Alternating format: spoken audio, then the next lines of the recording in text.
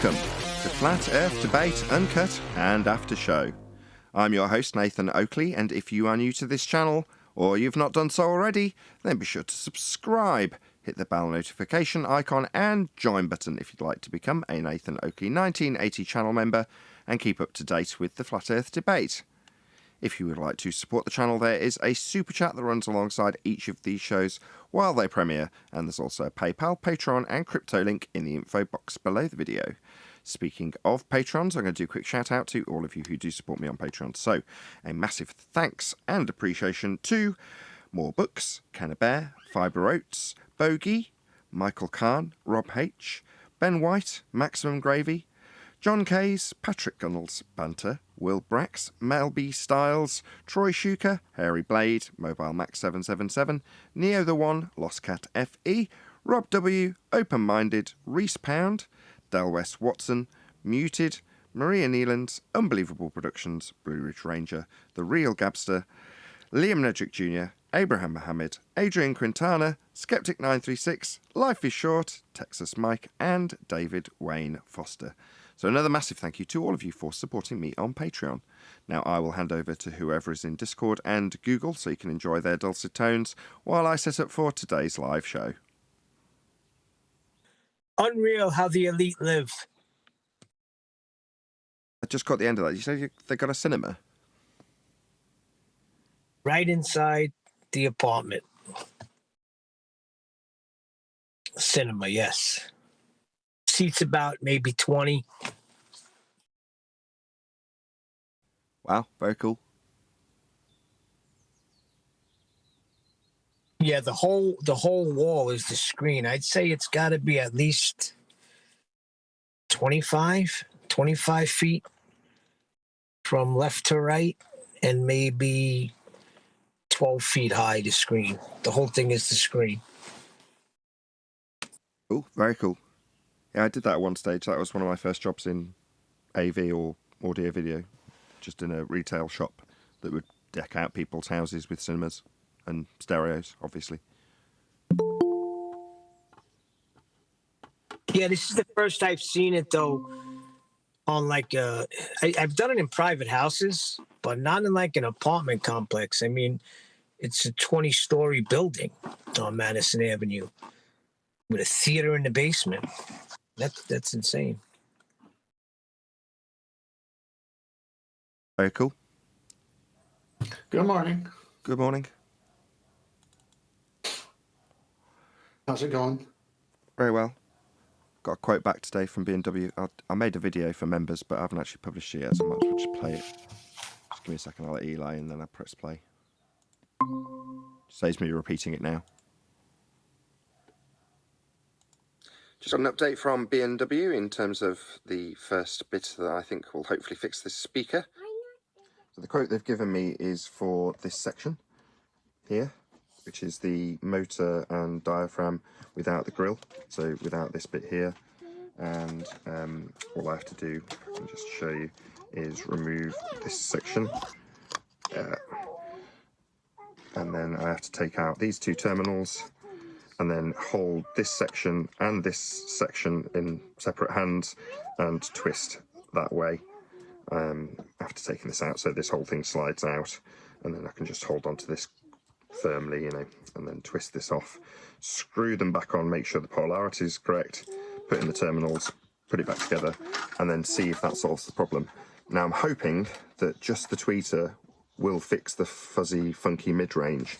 I'm slightly optimistic that this will solve the problem, but what I do know is they're on the same crossover network. So there's two crossover networks in this, one specifically for bass and one specifically for treble and mid, so they are connected together on one board inside the speaker.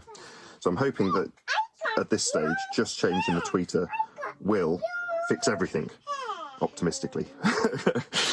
If not, it's on to the next thing and start looking at either the mid-range or the crossover itself.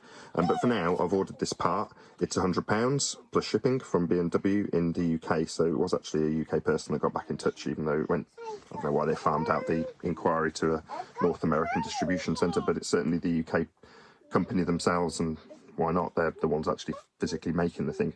So anyway, so this little ring here with a diaphragm, its voice coil, the motor assembly, which is all inside this plastic ring. That's 100 quid. And from there, hopefully nothing else. Hopefully, I doubt it. We'll see. I'll put it back together and then I'll make another video showing exactly how I've got on with the repair, and then I'll just test it, run a frequency sweep through it, see if it measures correctly. If it doesn't, obviously on to the next fix. These are the frequency response graphs for the speaker when working and when broken. Someone specifically asked to see this, and just by pure coincidence, when the speaker broke, that's what was actually occurring when it broke. So I was taking a frequency response measurement after making a few adjustments to the system, testing them, saw that it was all fine, and then heard on one of the sweeps after changing something, the roll-off, i.e. you can hear it getting less and less loud in the high frequency. So I glanced across at the graph and saw what you can see on screen now, which is the tail end of the mid-range unit functioning or otherwise, giving out the last bits of the high frequency, which is typically taken over by the treble unit or tweeter. So there you go, that's a frequency response to actually show you visually what no frequencies at the top end looks like. It's not exactly exciting, but someone did specifically ask me to show this, so there it is. Very exciting stuff. I've been Nathan Oakley, and I'll see you all in the next video.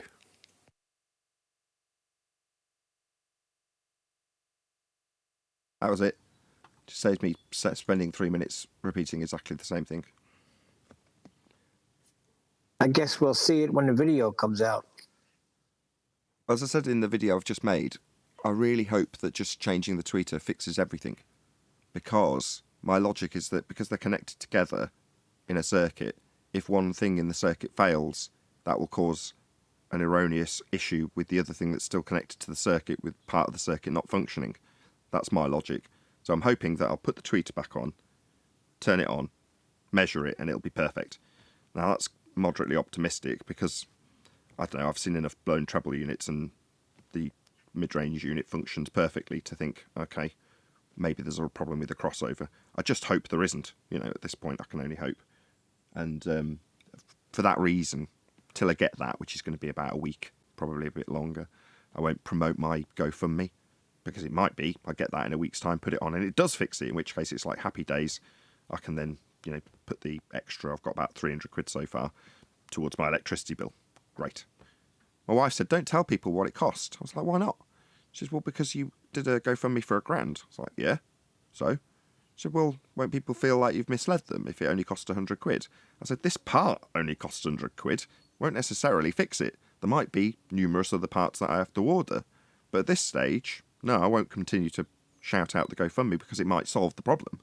But asking for £1,000 if you don't know what something's going to cost, and the only video you've seen is somebody repairing a diamond version of the same tweeter, and it costs $1,500 for the part that just cost 100, or will cost when I pay for it later today. It's like that exact same part, the only difference being the material used on the diaphragm is diamond rather than aluminium, is $1,500 today from B&W. Now, fortunately, I don't have that tweeter, but at the time I didn't know what the tweeter would cost. It might have cost 500 quid for all I knew. I didn't, is the answer. The fact that it cost less than it was listed on eBay second-hand from the States, I was like, oh, that's happy days. It's less than I expected, which isn't normally the case. But it's like, great, I'll fit it, see if it fixes it. If it does, happy days. I don't need any more money. And I've got some excess, and I've got a deficit. So I was like, you know, I just won't promote the GoFundMe anymore until I need more parts, and then it'll be like, yeah, actually, I need a new crossover. It's 600 quid. But hopefully not. Just have a GoFundMe for future breakdowns. It sounds like it's a lot of work. I've done about half a dozen GoFundMes, and they're typically for broken amps, broken computers, broken projectors, in this case a broken speaker. But I've got all this really good gear that's very, very high quality that I bought when I was a rep and had a ton of money coming in, and could buy it cheaper than my means would suggest. So when I said about these speakers, that was the first job I was talking about earlier, actually. Same job when I was talking about installing people's cinemas. That was when I bought these speakers, my first job in the audio industry. And I got these for less than it would have cost to make them, no doubt. But that distorts the value of them, right? Because now, today, if some customer walks into a hi-fi shop and says, I want a pair of 804s, they're paying 10 grand for them. That's what they cost. And it's the same speaker. It's exactly the same. I mean, it's not exactly the same. Their marketing department will have had their way with telling you that it's miles better than the original ones. But, I remember them developing them and speaking to the representative and the people in the factory.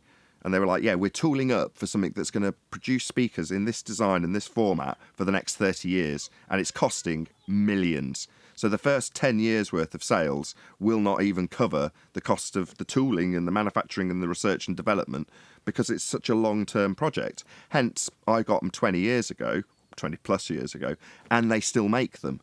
Because the overall design and the concept and what they're doing in that speaker hasn't changed very much. And has cone and diaphragm technology come along? Well, obviously it has, because the new one's $1,500 and the old one was $100. So yeah, they would say, well, that diamond makes all the difference. And yeah, maybe it makes a bit of a difference, but it's still the same speaker as far as I'm concerned. Yeah, it's got a nice plinth on it, and yeah, it's got a nice shiny finish, and yeah, you've got a bit of marketing behind it. And therefore, what, 10 grand? No, cost me 800. It just distorts the repair value. And when you're poor, running a YouTube channel, scraping by on the breadline, you're like, well, I can't afford to maintain the stuff I have got. But there is absolutely no way I can justify replacing it with something that's inferior that might last a fraction of the time, when a repair will cost less than that and hopefully give me another 10 years of, faithful service. You hope. You just don't know. Either way, I can't afford to do this stuff. And I've gone beyond the point of embarrassment when it comes to it. It's like, no, I do this. I could do anything else. It's done with the passion for the subject that the people around the subject appreciate. There's a lot of oppression in terms of the general consensus from the public, in terms of me making it a success financially. So that precludes me just having a successful YouTube channel that grows in the organic way that anybody else's would, and therefore developed enough money for me to just cover it with my YouTube revenue. It doesn't, and I hope, the people around me appreciate that. They're like, he's sticking with it because he sees it as a worthy endeavour, regardless of the crap financial position it leaves him in. And you've only got to look at our competitors in the same crappy little corner of the internet, that's anti-flat earth, who do 10 times better than we do. Because at least, even though they're in the same crap corner we are, they still get all the promotion within that crap corner. We don't get any. So, as a detriment, I have to put my hand out. But, does it embarrass me? Not in the slightest. That's the way it is. Nobody's twisting anybody's arm to help me when it comes to these things. And in this respect, yeah, I asked for $1,000 because I didn't know. What I got was 300 quid. Now, as it happens, that seems, at this stage, more than enough to cover what I've literally got to hand over money for. Great. That's where I want to be. Because I'm not terrified of suddenly having to shut the show down and not having enough money to cover X, Y, and Z bills because I'm buying a bloody tweeter just to keep my audible experience of the show functioning correctly. Anyway, enough of my ranting on about speakers. It upsets me, if I'm honest, when it's something like that. Because while I do use it for the show, I get a lot of passion out of it as well. I listen to music. That's my thing. I like listening to music, and obviously I listen to it on those speakers. So yeah, when people are like, oh, you're not using those for the show, they're just yours. I'm like, well, number one, they are what I use for the show. I monitor my guests on them, and occasionally at the start of the show I listen to myself through them. But they're monitors. That's what they do. They're for monitoring. Yeah, I listen to music on them, and yeah, I'll benefit from having a tweeter repair, but ultimately speaking, they are for the show, and I want to keep them working perfectly because they're used for the show. Jeez, why? Something, when somebody gives money, give money. You shouldn't have to go through this whole dialogue explaining it, which I appreciate that you do, and I'm sure people also do that. But it sounds like that... No, don't get me wrong.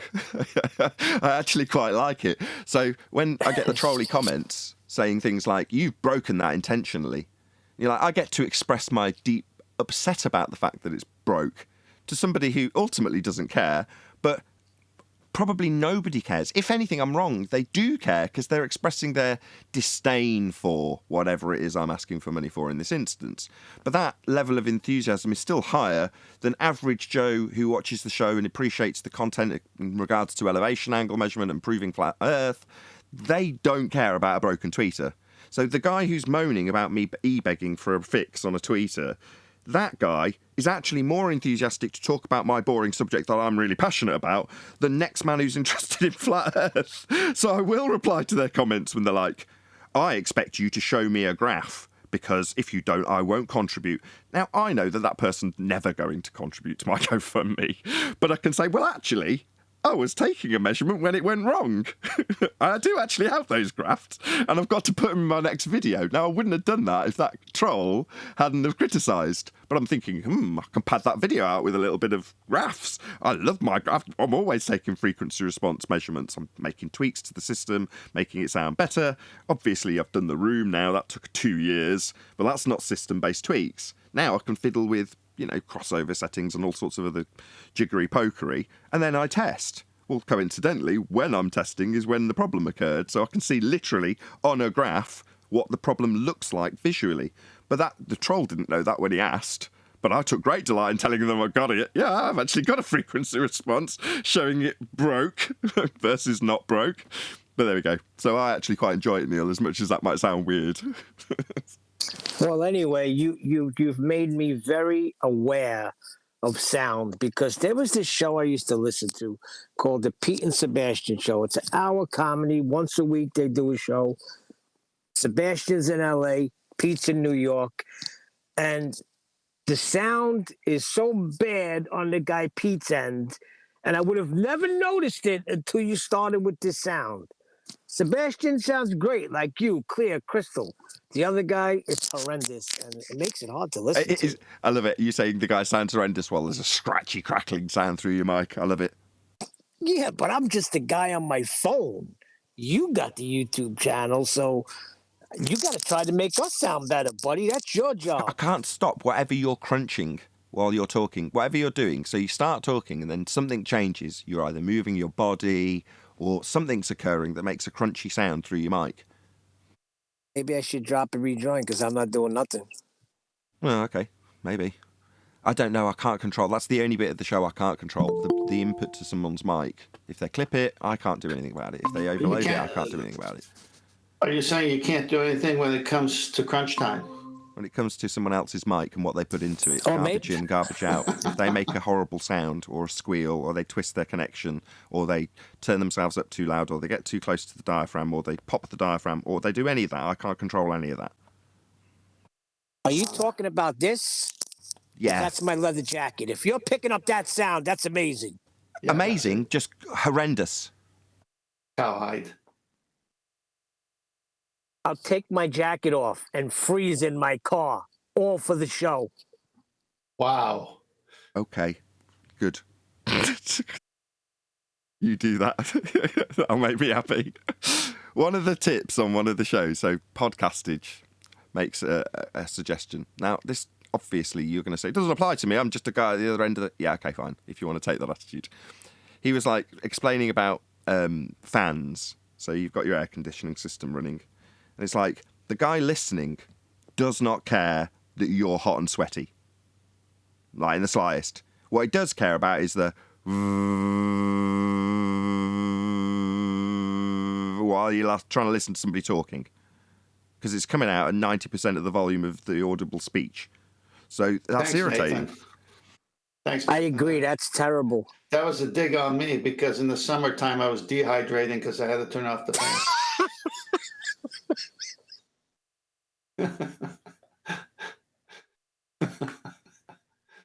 I rarely get to talk about this stuff, so I don't get to talk about the tech aspects that often. And I love it. That's the understatement of the year. Come on. Oh, come on. It at best is 10, if not 5% of the total show I agree content. with Nathan. Oh, come on. He just Considering gets it's a my few second passion. minutes every now and then. Okay. I like speakers too. You don't love speakers, though. You love speakers, did you say? Oh, I love speakers. No. I'm a said music 10. guy. 10th said he likes speakers. I said, but you don't love them. No, I do love I them. love Thanks his to- speakers. So, I used to what sell- happened yesterday? Why were you and Brian disagreeing so much? I used to sell them. I used to sell them like Nathan, not at the high end ones like him, but I really love speakers. I got some really good speakers. Again, the man cave, everything's blasting.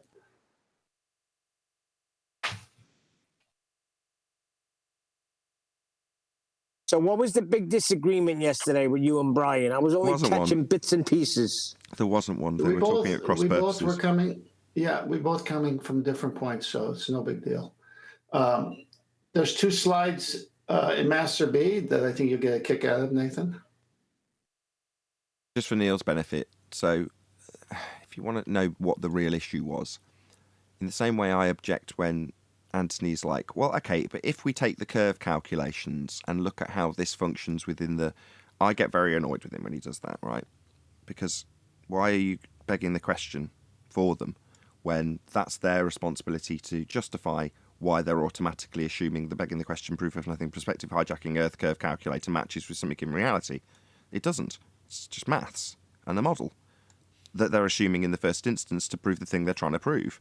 So it's a begging the question fallacy.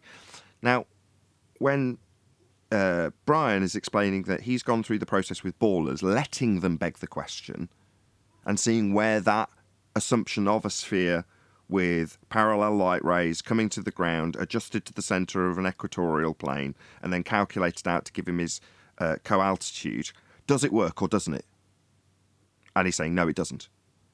Now, what 10th Man is then saying is, hold on, in their maths, yeah, they say that the solution to this problem is to push the distance out to infinite, but after they've begged the question and moved it to the centre of a presupposed spherical Earth, they're going to need R for that. What, in other words, why are you even going this far, Brian? They've already assumed R. Where they're getting that? Surely this head should be rolling on the floor by this point, is 10th Man's point. And while they've both got the same understanding of what will be offered from the opponent and the same explanation for how you get around it, what Brian's trying to get across is this is where, after they beg the question, it still fails, which is pretty much the vein that Anthony was always trying to take with me. No, I want to show you that even if I let them use the calculator, it still doesn't work. That's what Brian was trying to go for, if that makes sense. It's like 10th was mad at Brian for playing with his food. Yeah, basically. Basically, yeah. You said it the other day. I should have trimmed that out. I thought it was really funny when you said it. You were like, yeah, why go for the quick death when you can have a long, drawn-out, painful one? Yeah, he was answering me on that. Well, no, it was discussion about rate sheet 5 zeros. Or rate sheet 0000000. Exactly. I brought it up. I got your first slide up, by the way. I've had it up for a while. Oh, okay. What do you think of this image? They've got a celestial sphere. They're not even going for the equatorial plane here. They're showing the tangent plane, and if you zoom in, that's a guy laying on his back at the center, matching his zenith. I mean, this is they just can't do anything without a plane. They need a plane. Right. This is the best example so far of Dingleberry Earth. So you've got, I'll take this and I'll put it in whatever iPad photo program is, and I'll rotate it so that this is as you'd expect, right? If you're lying on your back, you're not lying ready to slide down some plane that you're measuring because you've got a Dingleberry assumption. So I'll straighten this back out. And this is then the best examples thus far of Dingleberry Earth. None of what you're doing, if you're measuring an angle to this star or this star or that star or this star or that star on your back from this position, none of the process from that forth to measure a position to, say, the GP here on the left-hand side, right? None of that requires the Earth below it to be a spherical tangent-based Dingleberry. None of it is necessary to have this. This is completely superfluous to requirements. But it shows all of what will actually be done and how it will be done and where it will be positioned on the ground. That would be the flat plane that you're actually measuring with these measurements. So this is great. This is a good picture. Where did this come from? Astronomical something. I do search all the time on keywords, and then I go, after I read the article, I go to images, and voila, it was there. I'll let you know what was the keyword in a minute, but go to the next picture. Check this out. This one they do take, or maybe they don't. But if you match it to the first picture, then the Dingleberry's under this. So this is a sky map, right? But it's on the plane. Say SkyMac. This is the if you mapped out the positions above their GPs at a given time, it would be on this flat plane. This is actually the star positions, or is the plane the ground with the stars above it? Well, if you take the previous image and put this above it, then all these stars would be somewhere on the previous image disk plane. And this is a disk plane showing the stars. Why don't they show this on the curved Earth? Yeah, but I'm trying to figure out what you mean when you say the stars. You see, you've got these lines coming down to the crosshatches on the bottom of the plane, right? Is this the positions of the stars? Are stars. These are labeled stars. The sun's in the middle. Then Sirius is next to it, the bright one to the left of the sun, and they're showing it on the grid with squares. And if you match it to the previous picture, you say, "Oh, okay." They can't. Well, not on the globe. Exactly. No. Forget the globe. You're misunderstanding what I'm saying. Is this a grid of the sky? Is this a sky Well, I grid? don't know. I'm assuming it says the nearest stars at the bottom right, and it's a book called The Astronomical Companion, 2nd edition. I'm just looking at the way they want to depict it. It's matching a plane. I mean, my goodness. Can you get a couple of inches closer to your mic, 10th? Oh, you want me to move the mic closer? Yeah, that's perfect. Yeah, so okay, we don't know. It's either representative of the GP on the grid that is this tangent plane they've put on the top of a dingleberry, or it is actually just the roof, and these are the marked positions on the grid of the roof below the other parallel plane below it. But we don't know. It could be either. It doesn't make any difference. I could tell you right now that if you look at the stars with the zenith lines coming down, those are straight verticals, and the sun is on the grid itself. So just by the other stars, you can tell that they're directly over. Well, indeed, the GP position versus the plane above, if the stars are located, let's say the longest line, I can't read it, it's too small, but whatever the longest line is, let's say that this is the grid of the plane beneath, because, as you've just said, they're all parallel, they're all straight lines, they'd all run 90 degrees to the grid. It doesn't actually matter whether this is the roof or not, because it's representative of the GP. So, you could raise this up or lower it down or have it completely sat on top of it. It makes no difference. That's why all of these lines would run parallel with one another. So you could raise it up as high as you like. Doesn't make any difference. I'm sorry, John, just one last thing, and then you can go. See the, right, just slightly less than middle to the left, it says light years. So one of those squares is representing a certain amount of light years. So it's the roof then? No. I guess you could describe it that way, but like when I did my kitchen example, you remember, like the first measurement I took was an angle measure to the light, and then when I took the co-altitude, I used that arc of the instrument to lower the light geometrically to create a different kind of altitude angle. You understand what I'm saying? So the light went from being at 9 foot, which it's at now, down to 4'8" because it lowered in my perspective. Yeah, I follow. You know what I'm saying? I follow. Like the arc of the protractor, yes. Yeah, well, like the arc of the heavens, what we experience, it's just where you're using that arc of perspective to then, correlate something to the ground. That's where you're getting that celestial dome from. I wouldn't call it a roof, though. It's okay. I'm going to post something that you can comment on then. I have a few of these. I'll just do one, and then later I can do all of them.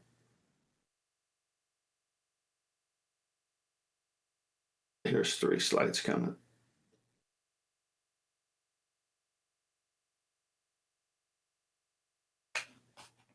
All right, sending now.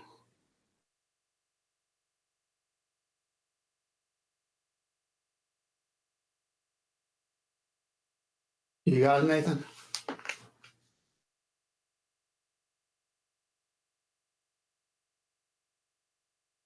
Hello. Might be starting the show.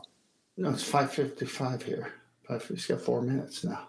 that's exactly it, though, Tenth. The protractor and how it. But see, the interesting thing is. Look, do you see the second and third picture? Yeah, that's how we model out what we see. That's what we observe, but Right. we don't experience a celestial sphere. We just experience the celestial dome Correct. and the flat plane that expands and contracts depending upon the weather and Correct. other things. Perfect description. Yeah, the horizon is the most interesting part of it because that celestial dome remains fixed to our perspective, but the ground itself is contracting out and doing all this crazy stuff, you know? Absolutely. I'm going to send 2 more. I might as well do So it. the horizon is a phenomenon. Okay. 10th. Yeah, John was already commenting on it, so I'll let him do it. Well, I sent 2 more. John, you want it or you want me to do it? I'll do it. You go ahead. I got some babies flipping out on me. I'll be right back. No problem. So you got the first one up with the protractor, Nathan? Yes. All right, so we got protractor here. And then if you go to the next one, I've got that side by side to how we see things from a flat plane, our own little dome because of perspective. Not the celestial sphere literally, but our own experience with our eyes and the arc that our eyes makes. If you go to the next one, fits perfectly. And this is exactly how a sextant works because there's 90 at the zenith and there's the horizon on either side. And you've got the inner and outer scale of the protractor, depending from which side you're going. And the maximum altitude is 90 no matter what.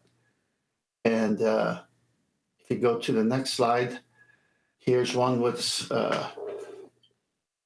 protractor next to a globe model with the plane, the equatorial plane. And then I just minimize the protractor, put it there, and voila, the magic trick unveiled. Earth is a protractor? No, the arc of your vision has been hijacked from being the arc of the measuring tool as perspective pushes a star away along a parallel plane in the sky. Well, that arc is the arc of the protractor that's then been projected up into the sky, leaving you with a flat plane in the centre of a sphere. And then they replace what was the sky with the ground. And then if you ever do take a measurement, they tell you that no, the measurement you've taken will be transposed into the centre of the sphere, that we used the angle in the first place to get the sphere, transposing it from the arc of the tool to the ground and then up to what was the sky and is now the ground with a curved surface. It's a complicated trick, but now we know how to dissect it and explain how a flat Earth angle measurement has been taken from being 2 straight lines to being the arc of the actual protractor in this instance. That's the magic trick. That's what's been done mathematically. Yep. Yeah, and you can apply it to anything, you know, any flat surface. You could turn a table into a sphere with this mathematics. You could turn my kitchen into a sphere. I put up a few more slides before the show, Nathan. You want to go to those? Yeah, okay. Zenith horizon. So this, yep. Yeah, so this one, same thing, side by side. Go to the next image. And there you go, right there. That's what we experience. And there's a guy, if he was holding a sextant, he'd be going from 0 to 90, no matter which side he was going on, or 90 to 0, depending if it's from vertical down or horizontal up. Next slide, another image. This one will employ the celestial sphere as well as the Earth in their model in the celestial sphere. You can see there's a right angle triangle there. And you put this protractor there and it works the same way. It has to be modeled this way. It's a real good trick, actually. And then Amazing. And then the last slide, you have the old timers on the right with this leveled stationary quadrant type of a thing. That's a 90 degree. That's half of a protractor. And then to the left, I show how it works with a plumb line. Wow. Good stuff. Very good. Thank you, 10th. You got it.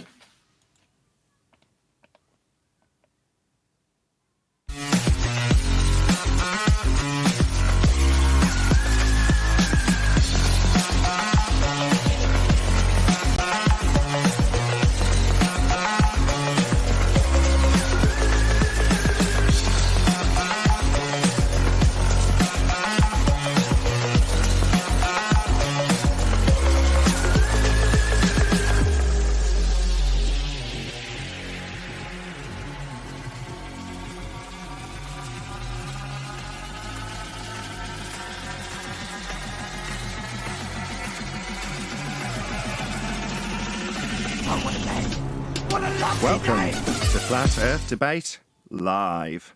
I'm your host, Nathan Oakley, and if you are new to this channel, or you've not done so already, then be sure to subscribe. Hit the bell notification icon and join button if you'd like to become a Nathan Oakley 1980 channel member and keep up to date with the Flat Earth Debate.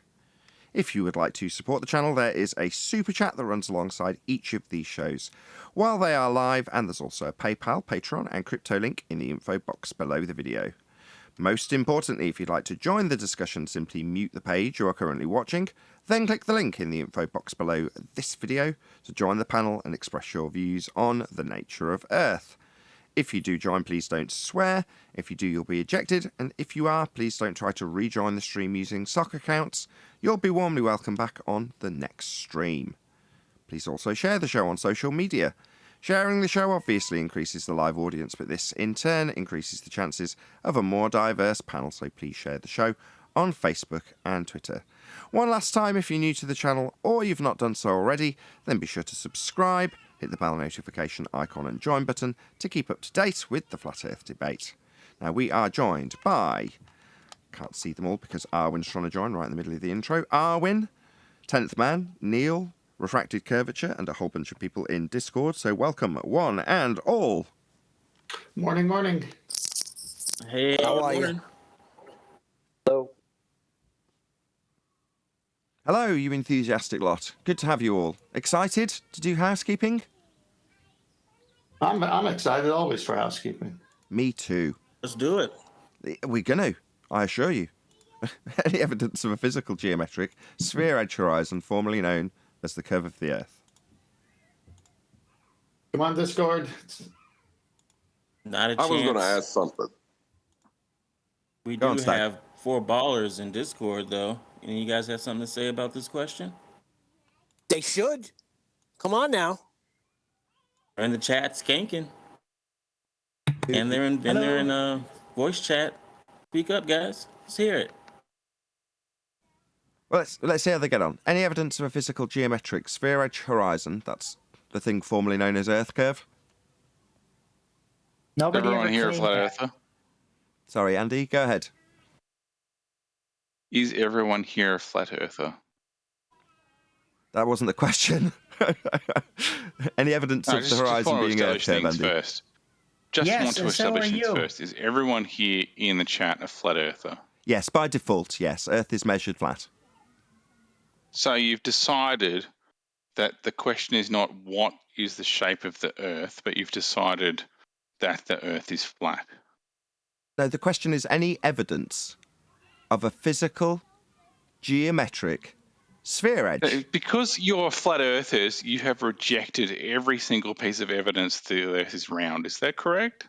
I'm asking you for What? evidence of Earth curve. Don't need to. Don't need to. The Earth is round. Like, that is what is taught in schools. That is what is part of science. That is what is part of the mainstream, right? What the hell are you guys doing in regards to showing that the Earth is flat? Oh, okay. Elevation What does that angle have to do measurement. with evidence? Guys, shut up! Yeah, come on. Elevation angle measurement? Yeah, so do you believe that your argument is so compelling that you can get out of this channel and take it to people who are actually investigating the state of the Earth? Yes. Why not? Where I am. are I said- we in Flat Earth today? Where are we It doesn't going? seem like you're listening Where to are anything. you building this channel? Andy, Where are you building this channel? Andy, you're scattergunning with questions. I've Artie, answered it's some of them. fucking Artie. Sorry. Chill, Where- Andy. This channel is in deep decline. It's in the toilet. Viewership is in the toilet, right? Where are you going with this channel? Sorry, which question do you want to actually focus on? Because so far you've given me 4 questions. I've answered all of them and you've ignored the Go. response to Go every with question. anyone. And then on every occasion you've started talking through the middle of my response to those questions and then answer a new question each time. Where's the channel going? What business Into is your it of yours? brain. It's growing. The channel's growing in terms of the subscriber count. Anything else? Okay. You asked about measurements of a flat Earth. Yeah, elevation angle measurement. That's something you asked if we could take that to the people and tell them in a tangible way. We can, because part Yeah. of the There's you talking in the middle of me explaining the answer to a question you've asked. Because part of the Question, you globe wanna Earth answer? rhetoric, there you goes again. What is it? What's your malfunction, Triggered Fundy? You just want to chant at me that Earth's a sphere because they taught it you in school. Okay, well, go in peace. You know it's a sphere. Why are you here, clown? If you already know, then it seems stupid that you're here. Because you don't want to listen to anything that's responding to the questions you've asked. I'm trying to explain going. to you that elevation angle measurement... Keep going. Just I bring would, it. but you keep interrupting. Like, you're really concerned and triggered by this concept. Go on, fella. You don't need to give me permission. You just need to shut your stupid mouth. Go on, buddy. What part of you don't need to give me permission? You just need to listen to the answer to the question you've posed without interrupting it. What part of that don't you get, Triggered Fundy? So where's the channel going? Well, I've answered that. It's growing. You're just a circle jerking Fundy. I'm going to kick you out and move on to the next Fundy because I'm trying for the 5th time to explain that the angle measurement that you asked in terms of flat Earth proof. If you Kick him wanted out. to Bye-bye, promote this RD. channel You're not out- going to take part and just Shut talk up, through everything I Artie. say. So get lost. Next. Who else is in here, Stagoli, that's a Fundy, that can bear to actually listen to a response to a question they've asked without chanting straight through the middle of it with a new question or a repetition of one that's been answered? Earth answer curve's your the question. Or maybe my panel will interrupt. I just want to say that it seems like the Dougie. channel's penetrating his brain. He seemed very concerned with it. Thank you for the colour commentary. So, who is the other one, Stag? Thank you. Dougie, you got anything? Artie was pathetic.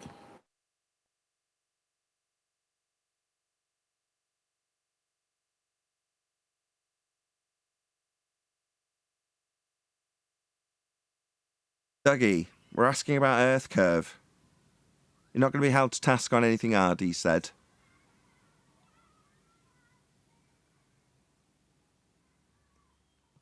For the audience's benefit, this is what happens when we actually get interaction from fundamentalist religious zealots who believe the surface of the Earth is spherical. We ask them for evidence of Earth curve, and they'll chant through next question about where my channel's going, non sequitur, without listening to the actual reply that they've had in regards to elevation angle measurements that can only be done on a flat plane and are also done by sphere Earth believers to extract their spherical values from. That's what I would have said to him had he not interrupted me 5 times. In answer to his question about proof I could take to a man on the street and explain using, I don't know, sticks and shadows, for example, how that's a flat Earth elevation angle measurement to the sun over a well 500 miles away from your location with a flat, straight baseline to it. That's a flat Earth angle that is being done in the story of how globular the world is. So first measure Earth flat, then take that angle measurement and bastardize it into a spherical surface that wouldn't have given you the measurement in the first place. I can explain that to a man on the street. Your measurement for a sphere starts with a flat Earth angle measurement. So, Dougie's not taking part. You said there's 3 in here. Did you Stag, or 4?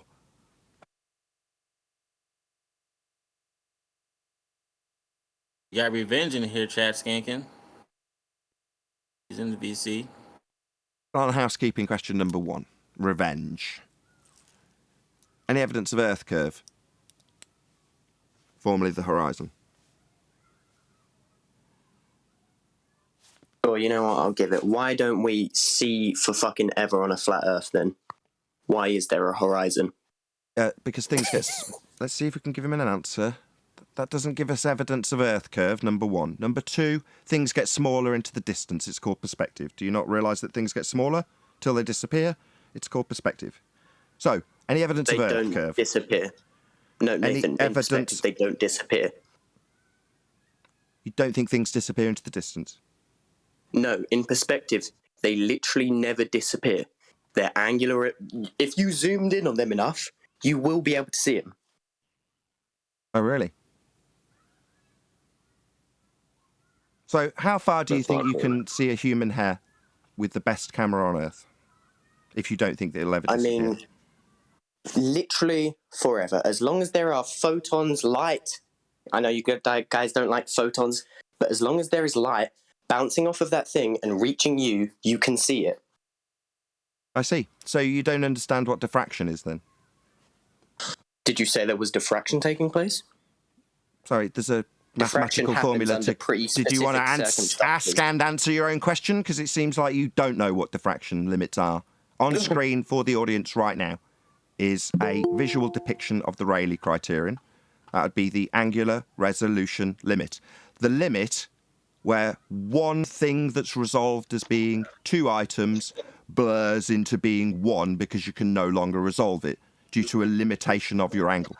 Also known as perspective or angular resolution limitation. Obviously, you were unaware of this. You seem to believe, regardless of the aperture calculation that you can imply with the Rayleigh criterion, that regardless of distance, you can see a human hair at any distance. That's incorrect. You are wrong. Meanwhile, while you shuffle and make a shitload of noise, illegal, can you stop making that noise? Illegal. Illegal. Sorry. Yeah, you are incorrect. Meanwhile, that doesn't answer the question about Earth curve that you were asked. It's a new question, segue.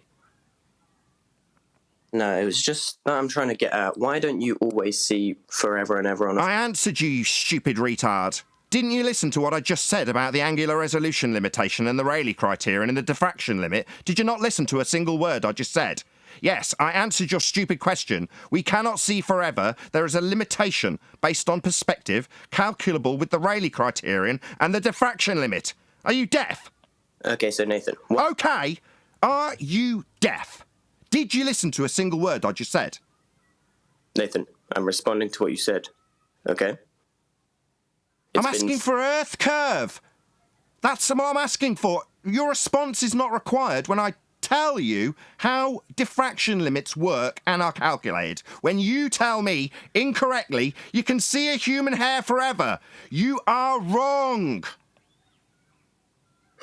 Okay, is this your whole... No, okay.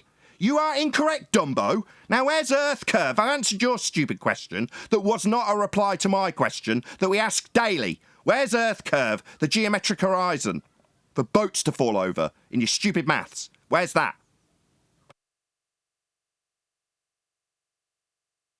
Cat got your tongue, Dumbo? No, I'm going to be honest, if this is what your stream is, then... Yeah, this is my stream, humiliating idiots when asked for Earth curve who asks me about diffraction limits and claim you can see forever, like you're Superman. You cannot see forever. There is a limitation to your view. Your non sequitur that didn't show us where Earth curve horizons were was dealt with. And you're going to tell me this is my show? What, dealing with morons who don't understand perspective? Yes, this is my show, Dumbo, humiliating you. Okay, Nathan. Not okay. Where's Earth curve, the geometric limitation formerly known as Earth curve horizons? That's what you're being asked about. Hurry up, you dumb chat skank. Earth curve horizons. It's part of your religion that you live on a sphere, right? Boats fall over horizons. Hello? Man, you have already gotten into it. How long's your stream been going for? Sorry, why is it that every time I ask a fundamentalist religious zealot who is here because they believe in a sphere, it ends up in discussion about my show? Hello? You believe you're on a sphere and you can't just tell me where you've got your Earth curve. Why are you asking about my show? Who cares, you fundy with a sphere belief? Who thinks you can see forever like Superman? Can we move on? Pretty telling. No Earth curve claim then, fool, with a sphere belief. Okay, so Nathan... Not okay, just you with no claim to back the Western worldview that Earth curve is represented by the bloody horizon for boats to physically fall over. No, the horizon's not Earth curve. We debunked it in 2020, Black Swan. You've got nothing but to ask me how my show's going. Exact same crap the last guy had. Do you want me to respond to you? I don't want you to do anything. Well, you sit there like a stupid idiot, be berated by a flat earther, telling you can't see forever. Okay, Nathan. Not okay, Dumbo. Sit down, shut up. You didn't have Earth curve. Now you can listen to the next question in a series of non-answerable questions from fundies who think they live on a sphere. Any evidence that you can acquire an elevation angle from a curved baseline? That's impossible. I would love to respond to your diffraction limit thing. Okay. Go ahead. Okay, so that's about resolution, you know that? that the diffraction limit is about resolution. Sorry, what limit? You said we could see forever. Nathan. Sorry, you stuttering little fuckwit. You just said we can see forever, now you're talking about a limit. The one I mentioned after you said we could see forever. Human hair, yeah, can see forever. So long as there's photons. No, you dumb shit. Now you're asking me about the limit. What limit, Dumbo? You said we could see forever. Okay, Nathan. Not okay. Just suddenly your fuckwittery is being held up for you to account for it. No, we won't be discussing the limit I mentioned in rebuttal to your claim we could see forever. You're not going to quiz me on that limit, the one I pointed out, to refute your shite. You're not Superman and we cannot see forever. Hashtag shit shrinks. Okay, Dumbo?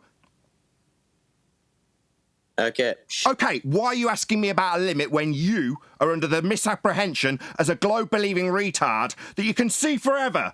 Responses. Why are you asking me about a limit, Mr. I can see forever? Nathan. Why are you asking me about a limit when you think you can see forever? Care what you think. Come on. Sorry, I don't think. I know. I demonstrate. It's on screen. It's still on screen. It's the Rayleigh criterion, diffraction limit. The one that refutes your shite about seeing forever?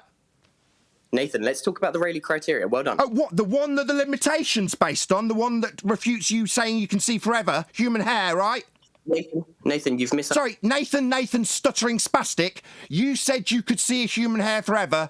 Are you going to concede that you are fundamentally incorrect in that assertion? Nathan. You're just going to say my name like a stuttering bitch, yeah? Is it your time? Is this where you leave? Nathan. Do you want to just say my name, bitch? You said you could see forever, and now you are quizzing me on a limit. Yeah, you stuttering fuckwit. You need to actually, listen to my response before... What, your response about a limit when you said you could see forever because you're a globe-believing retard? Yeah, I did listen. I listened to a fool with a globe belief tell me I could see forever. Then on screen, by pure coincidence, is the limitation you now want to quiz me about. Fundamentally undoing your stupid claim that a human hair can be seen forever. And the reason you think that is because the only limitation in Earth curve maths is the horizon. So you can't have a limitation based on a Rayleigh criterion when the only thing that obstructs your view is a physical limitation debunked in 2020, formerly known as Earth curve, our horizon. And yet, what do you know? That limitation, the only limitation you need to claim, we've debunked it, will exclude perspective. Therefore, you, the clown with a globe belief, thinks we can see forever. And when pointed out that you can't, you quiz me about the limitation? Yeah, that limitation is an Earth curve. Okay, Nathan, the Rayleigh criteria is about resolution. It is not about how far you can see stuff. Oh, really? So when we compare photographs to the curve maths, you're saying that we shouldn't be doing that? Nathan, again. You just say my name. Are you suggesting that given that optics are in photographs and the curve maths doesn't have the Rayleigh criterion, therefore, ergo, we should not compare photos to the curve maths then? I'm suggesting you should understand the Rayleigh criteria. I do. I'm the one that pointed it out and brought it up after you said we could see a human hair forever. I never said that. Oh, did you not? Oh, well, this is where I trim out a lying bastard's words and juxtapose them with his lie that he never said that. So, Nathan... So long as there's photons... It's about... It's about as long as there's photons, you stuttering lying shit. Nathan. You say my name, you lying little shit. So, as long as there's photons... Okay. Sorry, you didn't say that, you lying bastard. This is why I hate all of you globe-believing anti-flat earth bastards. You come here and quiz me about how well my show's going, tell me I can see forever, and then quiz me about whether or not that limitation's going to be applicable when you've claimed if there's photons you'll see a human hair. And then lie about having claimed it. I don't think you deserve to be here anymore. You're a lying scumbag. Okay, so Nathan... Okay? What, just okay, I'm a lying scumbag? Is the Rayleigh criteria... Why are you asking me anything about this limit that you said didn't exist? Because you're the one that brought it up. Yeah, because you said you could see a human hair forever as long as there's photons. Respond to that. Do you even... Yeah. You don't need to respond to it. It annihilates your stupid claim. Your claim is based on why can't you see New York from Ireland? I.e., it should always be seen unless Earth curve gets in the way, because an Earth curve calculation excludes perspective. Therefore, to you, there is no limitation due to optics, only a limitation due to Earth curve. And therefore, you'll tell me you can see a human hair forever as long as there are photons. That is what you said. Then I point out, no, there's a limitation, and now you want to subvert the fact you claim there wasn't one and quiz me on the limit I brought up? Yeah, you won't be doing that. The Rayleigh criterion is not included in Earth curve mathematics. So why the hell, when I'm asking you for evidence of Earth curve, would I discuss a Rayleigh criterion that's not included in your maths? For Earth curve! What do you mean? You're asking why you should justify your own thing. What do you... No, I'm asking you for Earth curve. Now, given that you now want to discuss perspective effects like the Rayleigh criterion, I'm going to say, why are we discussing them when they're not in Earth curve maths? Well, that's a stupid question, I'm going to be honest. Really? Yeah, it's just non-applicable. I don't know why you would... So, not applicable when we've got photographs being compared to Earth curve maths. We shouldn't apply the limitation to our view based on perspective, based on aperture of the camera. You don't think that's applicable, even though we're looking at something that has those effects in place? Because we're going to be studying how much Earth curve gets in the way. Therefore, no need to worry about the perspective in the photograph, right? Nathan, let me respond, all right? You made a good point. Let me respond. So, the Rayleigh criteria... Shut your stupid mouth about the Rayleigh criterion. It's not in Earth curve maths. Yeah, you're talking about limitations that we would describe at the horizon. They're not in Earth curve maths, so why the hell are you talking about them? I've asked you why they're not in Earth curve maths, and point out because they're not in Earth curve maths, it makes the pictures non-applicable to those maths. Why are you now quizzing me about the Rayleigh criterion when it is not applicable to your Earth curve? About the 10th time. Shout out to Godzilla37. Somewhere down under a village is missing their idiot. Yeah, you're absolutely right. Okay, Nathan, the Rayleigh criteria is about resolution. Who cares? It's not in Earth curve maths. We don't need to detail this when I'm asking you where Earth curve is. Nathan, it's about resolution, not distance. And where's it in the Earth curve maths? Got your stupid dumb tongue. Why? It's about resolution. And that's in Earth curve maths, right? That's compared to pictures with resolution, right? So it's in Earth curve maths, right? We both know that you know what resolution is. And it's in Earth curve maths. Can you define Why am I defining it when I'm asking you for Earth curve, and Earth curve, which is in Earth curve maths, has no Rayleigh criterion in it? We're not going to talk, all right? So understand the Rayleigh criteria before you bring it up. Because it's in Earth curve maths, right? I do understand it. It's not in Earth curve maths. I just went through how you don't understand it. Come on, Nathan. Sorry, do I need to understand it when... Who is that in Discord? Is it G Plus doing that? You are using it. Of course you need to understand it. Don't be silly. Sorry, we don't need to understand it. We're talking about Earth curve that you haven't got at the physical geometric limitation, formerly the horizon, for boats to fall over with distance measurements to compare them to photographs. Therefore, photographs have perspective in them, and I'm saying the curve maths doesn't. You brought it up, and then you... Yeah, I brought it up because it's not in Earth curve maths. That's why I brought it up. They are not... The Rayleigh criteria is not applicable. Now, do you want to... To what? Listen to why? Sorry, yeah, why isn't it applicable when we're comparing photographs that definitely have it in? Okay, perfect. Now, the Rayleigh criteria is about resolution. It is not... It doesn't have anything to do with how far away you can see something. It's about how far away something is until you can't resolve it. So see it then.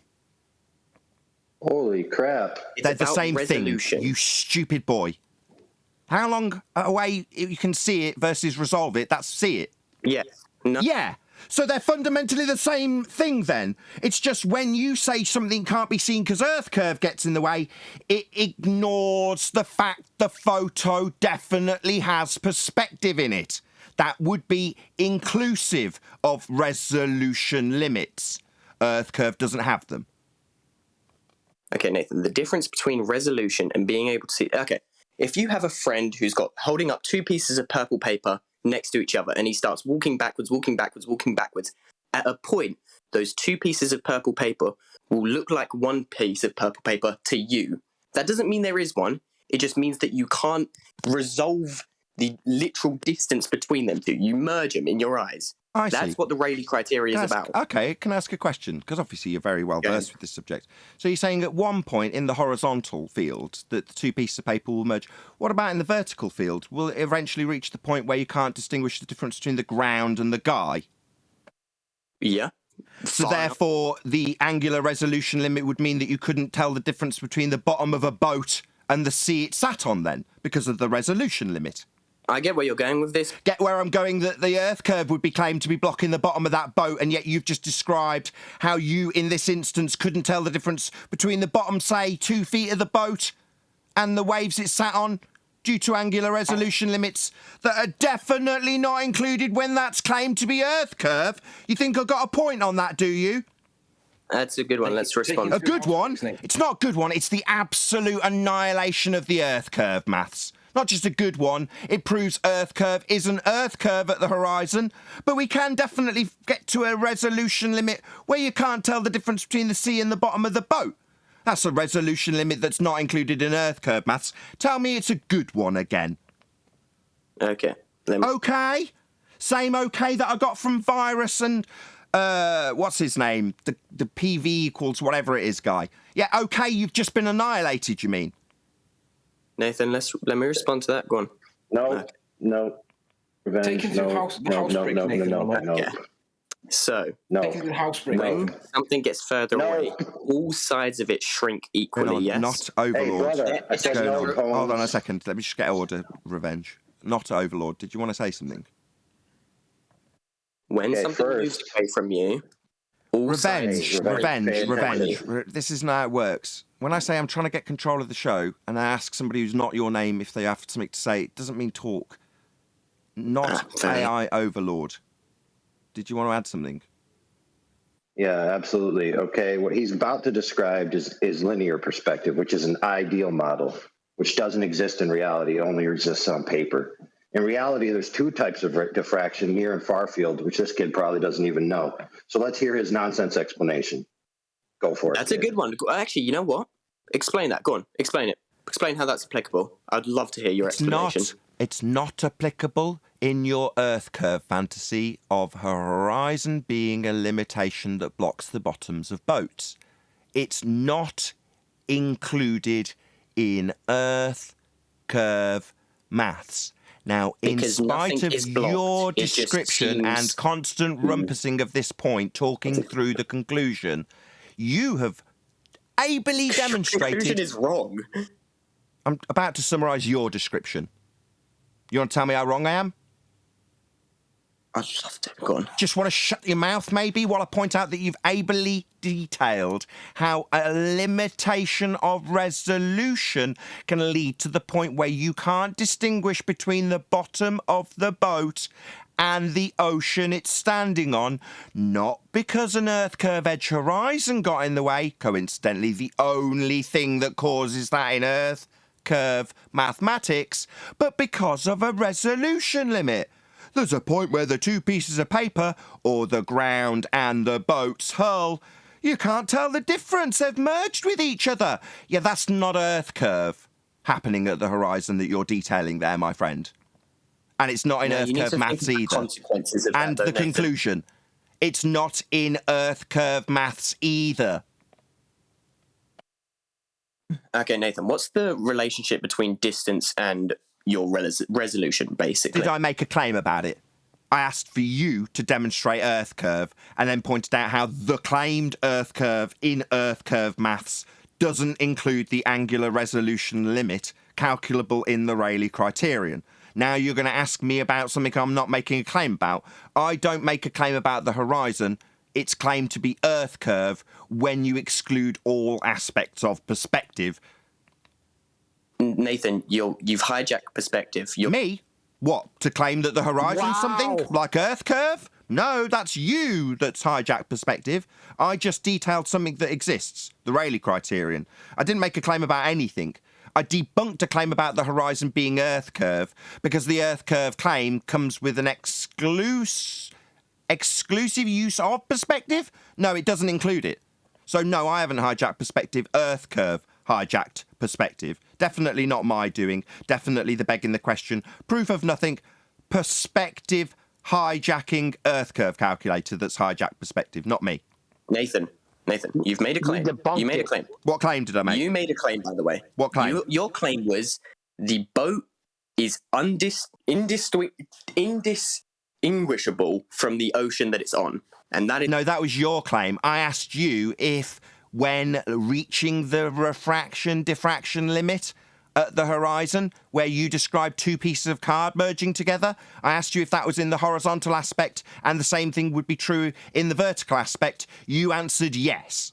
That was your example, not mine. Yeah. So you made that claim, not me. You detailed the claim, not me. I clarified your claim and the consequences of your claim. Let's get it clear. Who made that claim? You did. You claim... Okay, Nathan. You claim that boats seem to disappear. No, you described two pieces of paper merging and then I asked you a question about that being applicable in the vertical aspect. Perfect, Nathan. Yeah, so you made that claim then? No, I didn't. Yeah, I clarified your claim with a question about your claim, about two pieces of card merging in the horizontal aspect, and whether or not that would be true in the vertical, and you clarified your claim as correct when I questioned you about it. It's your claim, you dumb shit. Running away from it, Nathan. Running away from what? The fact that this is not included in Earth curve maths? That as soon as I pick apart your claim, it's fucking... It's not my claim, it's your claim. Nathan. Your claim is that we can't see boats because their angular resolution is just too small for us to... That was your claim. No, it's not. So when you detailed two pieces of card merging together and the angular resolution limit being beyond the limitation of what you could resolve, that was me claiming that, was it? No, I claim... So it was you claiming that then, you dumb boy. Yeah, we know it was you claiming it. Reversing it and making it mine because I clarified your claim won't make it my claim. Yeah, this little bait and switch is not going to succeed, you stupid idiot. You definitely made that claim. I then took your arrogance about knowing what diffraction limits were and your example in your arrogance and immediately used them against you. But they're definitely your claim, not mine. You understand that now, you stupid fool? Beat up that thing that you didn't understand. He's just talking through me, isn't he? Discord, has he stopped listening and carried on rumpusing through everything I say? Seems like his time's over. I mean, you have kind of... Shout out, he's not listening. The question is, where's Earth curve? Yeah, shut up. My own panel's doing it because they get triggered when it happens. Shout out to Unitox Femu. What is the difference between refraction and fog? Thank you for the super chat, Unitox Femu. Also, shout out to Unitox Femu as well. Nathan claims where is the curvature? Yeah, that's a question, not a claim. I'm not making any claim. He was so arrogant that he decided he knew all about diffraction limits and started telling us what they were, and then I used what he told us against him. But because I was using his claim against him and the fact it's not in the Earth curve what you did was straw immediately man. triggered him to talk through me like he's doing now and demand that it was my claim. And I'm claiming that things diffract into the limitations of the view when an example was given by him with two pieces of card. Not me. Did I give him a brick example? Did I make that claim? No, he did. He did it for me in his arrogance. Not my claim, Dumbo. I got a question. Okay, Where's Nathan, you're Earth right. You know curve? what? You didn't actually make a claim. No shit, Sherlock. You think I need that pointing out to me? You think I'm not smart enough to keep up with what's going on? You think you, when you've been pointed out wrong with a burden of proof reversal fallacy, after making a claim in your arrogance, need to tell me, who keeps up implicitly with everything that's going on, whilst pushing buttons and keeping a live show functioning? You think you need to tell me that? No, mate, I know. So, Nathan, Don't worry about telling me what I know. I know what you know. I know what I know. I know what you don't know. I know what you've claimed. I know how you've claimed it. I know how to use what you've claimed about two-piece of card merging and how that will be the same in the vertical aspect against you as your claim that debunks Earth curve, because that fact you detailed with example isn't in the Earth curve maths. That isn't my claim, though, Nathan. Right, it's the globe claim, you stupid fundamentalist religious zealot who came here to tell me you live on a sphere. You think I care about you and your stupid claims? The entire Western world thinks they're on a sphere, and they use the curve maths to claim it. You are but one man, boy. Who's the sado that's muting me? You are a dick. You haven't got any proof of Earth curve. You've been asked for it, and you've asked me all about diffraction. And then when it's pointed out that that's not in the Earth curve maths, you move on to ad hominem attacks and asking me about how my show performs. There's 126 people listening to you tell me about diffraction limits that aren't in Earth curve maths. Are you that fucking... Stop swearing. Get rid of him. He's a dick. Yeah, he's done. He didn't give us any evidence of Earth curve. Yeah. That was the question. Well, the thing is, he lied like 20 seconds into his conversation with Nathan when he said you could see forever if it was a flat plane. Correct. And then Nathan said, no, you got limitations to your site. And then he started detailing the limitations to your site. Yep. That is an obvious lie. Not a lie. He was completely lost. He was just double thinking. One time he explains it from one perspective, then from the opposite perspective. And in the meantime, he loses complete track of what his position even is. Very good. Why do you think into the house one, the house brick? Well, on that, I was hold on, swearing in the sorry, car. guys, on G+, Truth Seeker's trying to get a word in. Go ahead, Truth Seeker. Okay, so can I... No, I was saying he lied, saying that when you asked him about seeing a hair infinitely far, he said yes, because, quote, that's how light works. That's what he said. And then he denied it right afterwards. He said, no, I never said that. So yeah. Within that's what was frustrating me. The bit I heard was him making this statement that the Rayleigh criterion has got nothing to do with distance, which I found very strange. Rayleigh criterion is the angle, resolvable angle is equal to 1.22 times lambda over d, with the aperture size. So, fair enough, but that's not what he said. He said it does have to do with distance, and then the very next sentence he said it doesn't have to do with distance. So which is it? Well, let me finish. So within the formula itself, it's not directly in there, but there's the relevance that everything we see is at distance. Now, the Rayleigh criterion will outline the angle. Now, you can use angular size reduction at distance formula to then take that information you've gained based on the size of your lens and what you're looking at to define how far away it will be before it disappears.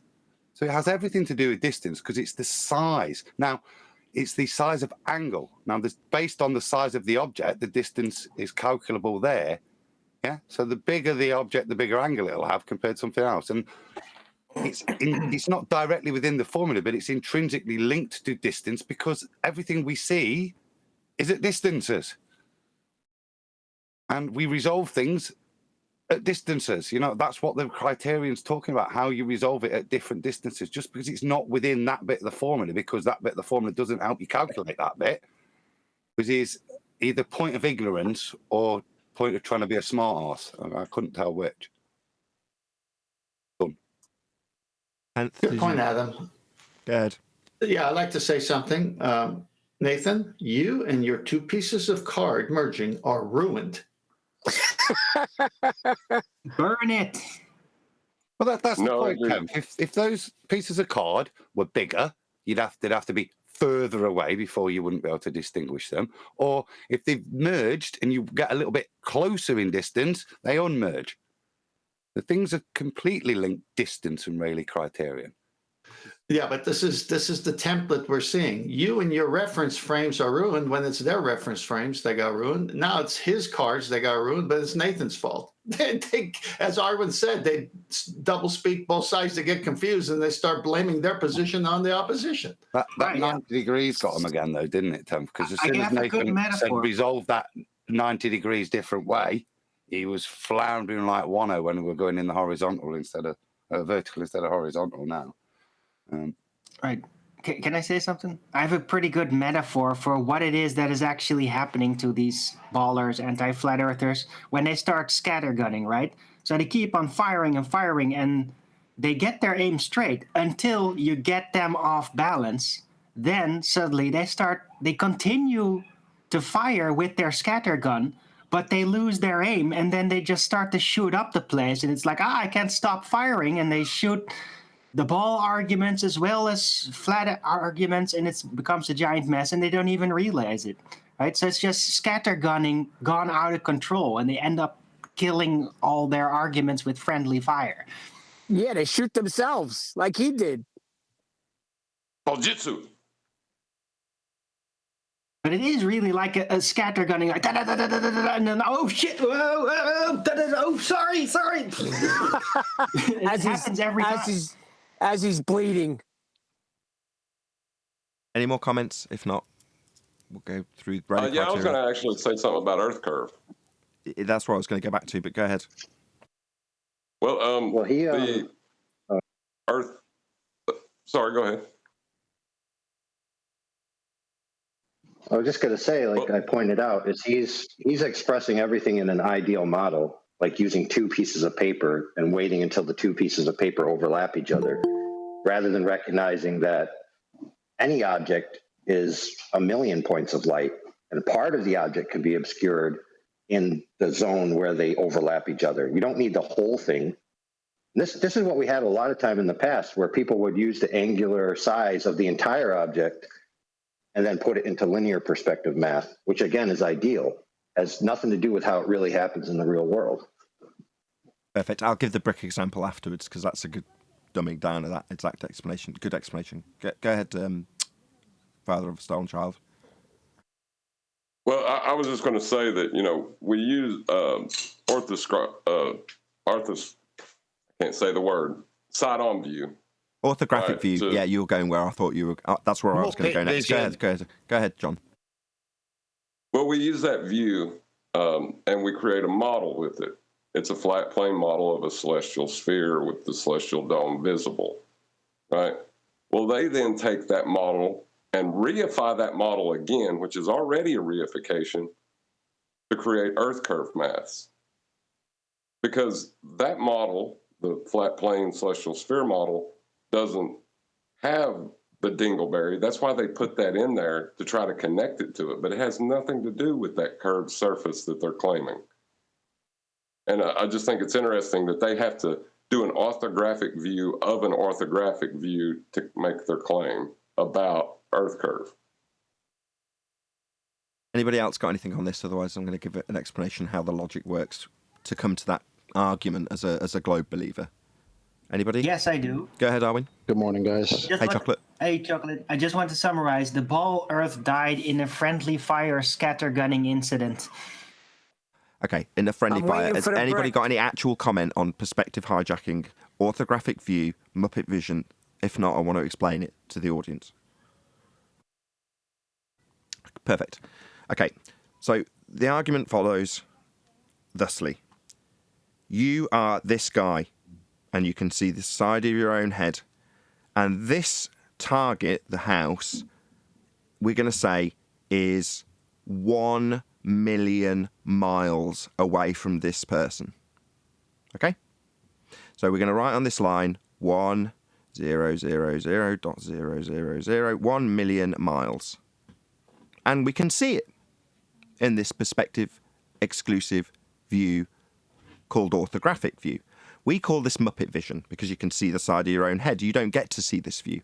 But in this view, it doesn't matter what distance you draw on the straight line that is claimed to be in the straw man he set up when he first came in and made his argument, the flat earth. Why can't I see Ireland from New York? Should be seen, right? This is a house in Ireland. This is a man in New York.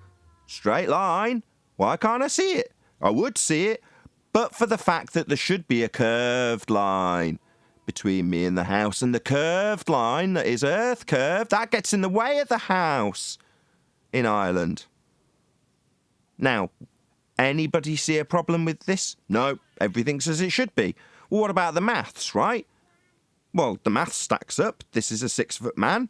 This is a 20-foot house. Is it still 20 foot when it's in Ireland and he's in New York? Yeah, it's still definitely a 20-foot house. So then there's no problem, right? This is 20 foot, a metre away, a foot away rather, a yard away, a mile away. Doesn't matter, right? 1,000 miles away, it's still a 20-foot house. No. The angular size reduces with distance.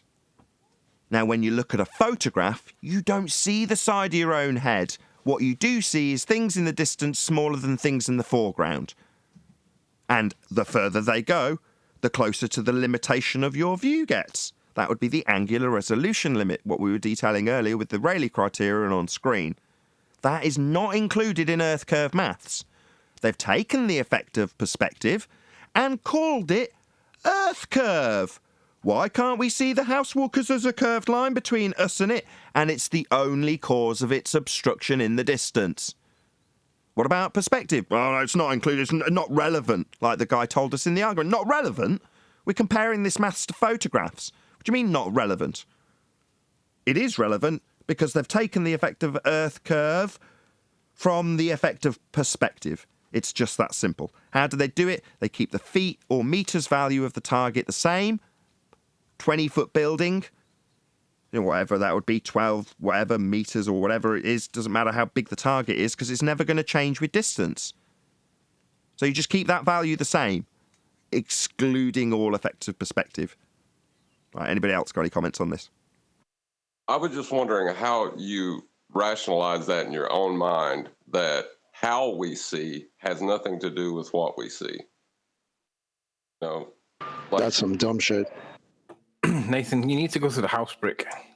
Yeah, that's what I was waiting for. This one's great too, though, but I like the house brick. Who wants to play along?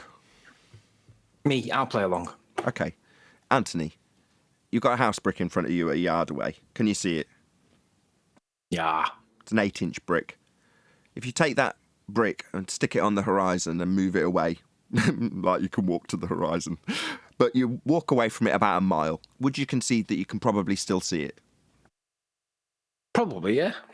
What about if I take the same brick and move 5 miles away from a brick?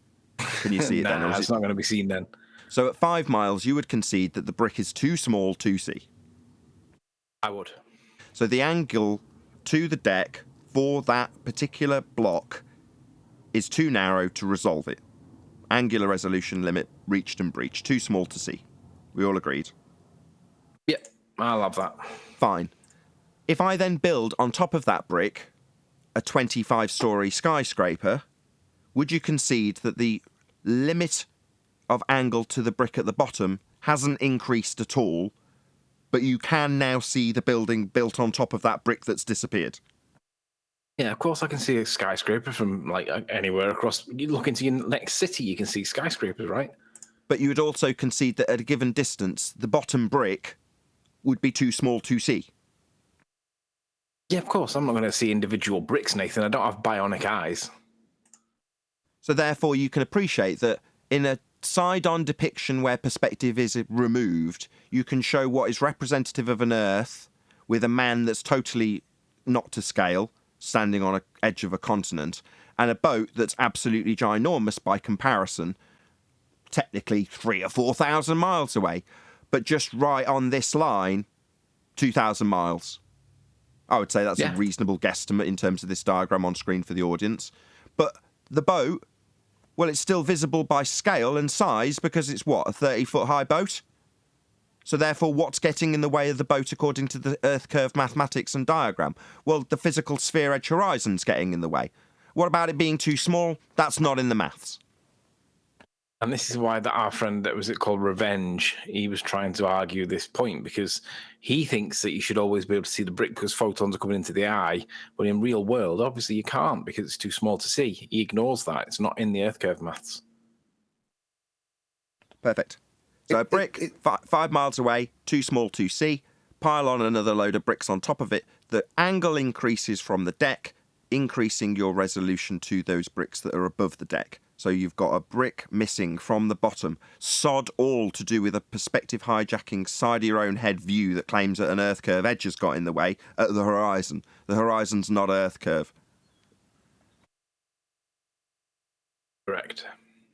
Oh, did somebody come in claiming Muppet Vision and I missed it? Yeah. Not exactly. He said, He why thought can't you'd you be able to see see forever. England from New York? Oh, wow. One of those, huh? Yep, That's an back old to one. the old days. That's an old one. It's exactly Muppet Vision, because as he demonstrates, he understands what he's doing. He understands Rayleigh criteria. So he is being completely Muppety to have all that knowledge and then deny its applicableness in any calculations you're going to do through viewing. It's just exactly Muppety. It's anti-flat earther, because to accept and use the knowledge he just cited would destroy his model. And that's the trouble. When Nathan switched the axes, it's when he realised he was done, didn't he? He suddenly realised, all that knowledge I've just shared is now applicable in this axis, and it destroys. It absolutely destroys what I'm claiming is an obstruction. Because I've just outlined exactly what it is beautifully. Your show's dying. You've got hardly anybody here. Well, my favorite thing is when they say there's no horizon on a flat Earth, right? What they're talking about when they say horizon is a geometric obstruction. So there is no geometric obstruction on Earth, as the Black Swan demonstrates. So, Correct. yeah, they're right in a way. There is no geometric horizon. Yeah, exactly. So Earth. just because it's on screen. So in this example, right, the only thing that's stopping you seeing the bottom of this boat is the physical geometric sphere edge horizon, formerly known as Earth curve in Muppet Vision. Now, if you straighten out that line, like I showed you earlier with the conspiracy cats and the angular resolution diagram, just because it had a straight line, well, this straight line along the bottom would mean that by scale, you've got a unobscured, 2,500, 3,000 mile view to the boat by scale on this curved Earth that they've drawn in the diagram. Well, hold on a second. The straight line between the bottom of the feet and the bottom of the boat means that you should be able to see the boat on a flat Earth. No, hashtag shit shrinks. It'd be way too small at this scale. But that's not included in Earth curve math, so you can draw it at whatever scale you like. That's why it's zealotry, because that's so easy to understand, but yet they fight it every time. Puzzling. Nathan, before the show ends, can you go to Master B? I want to introduce the audience to the right angle monster. The Pac-Man 90. Real quick. Yeah, go on, Chaka. Sorry, Tom. No, I was just going to say real quick, it shows you how the mentality changes, right? Because if you were to ask some normie that has nothing to do with this discussion or argument, why can I see London from New York? The first answer would be, it's too far, bro. What do you mean? Why would I be able to see that, right? It's not until they get into this argument, then all of a sudden it's, I should be able to see that if it was flat. Now it's not, it's too far. Now it's, it's the Earth curve. It's a good point. The mentality has to switch. As soon as you get into the argument, common sense is thrown out the window or put in the back pocket for a few. And you have to say, no, it's Earth curve. And if it wasn't curved, I should be able to see it. It's one of the most ridiculous things I've ever heard in my life. Good point. Sorry, Tom, go ahead. No, that's right. All right, so here we got a right angle finders. It shows a hand with the thumb and index finger. So you see a right angle. You got a kite, and it's got 4 of them in the kite. You can see the different colors distinguishing the right angle. And then you got Pac-Man, right angle finders. Next slide. So then I found this thing where they have a little Pac-Man, and you're supposed to cut along the dotted lines very carefully so that you get the right angle triangle. And the next slide, voila, we got the right angle monster going after this globe model. As you can see here, having a little fun. And what do they have on that globe? 4 quadrants, each of them 90 degrees. When the Pac-Man goes for it, swallows it up. Last slide. Oh my gosh, celestial navigation, maximum altitude, 90 to subtract from your elevation angles. Oops. I love that. Right, Stag, are you still there? Yeah, I'm here. Did you say there was another one? That was 2. I'm sure you said there was 3. No, yeah, no, that was the last one. I'm in here with the Jim Baloney and Giggles in a trench coat. But they're not biting. Fair enough. Scared, man. You're hungry, huh, Nathan? I'm glad. Thank you for participating. Kudos to both of you. Yeah, you ended up turning into chanting Muppets, making up nonsense about seeing forever. But that's part of the fun, right? You funny, crazy idiots. Wacky bunch. They never answered the question. You're not going to bless their curve. You're not going to bless their cotton socks? Bless their little cotton fuzzy socks. If they were here, I'd ruffle their hair. Run along, you little bastard. I was going to defend spherical trigonometry. Well, before you do, you've got a few more minutes to do so, but I just want to leave this particular slide on screen while you do. So this is, if you like, because you're still seeing the back of your own head, but you can imagine that the view that this woman has is what you see as a horizon. Well, that's been represented in Earth curve maths as you stood on the side of a sphere with the side of your own head in view, and then the horizon represented as a single point tangent to your view on the sphere. Well, that isn't what you see. That's not a horizon. But that's how it's mathematically been raped into being a sphere. The horizon's not a tangent point for boats to fall over, geometrically. Sorry, John, you go ahead. Well, it was about the idea that, there is no spherical trigonometry. There is, it's just that you're using quadrants in that mathematics. And the 90s that they draw on the outside of those spheres aren't representative of the actual angle. They're representative of when you use a quadrant of that. It's like you use the diameter of the sphere to create a box around the sphere, and then the lines you draw out from the center of that sphere to the box, where they intersect with the sphere, is where they draw the 90s.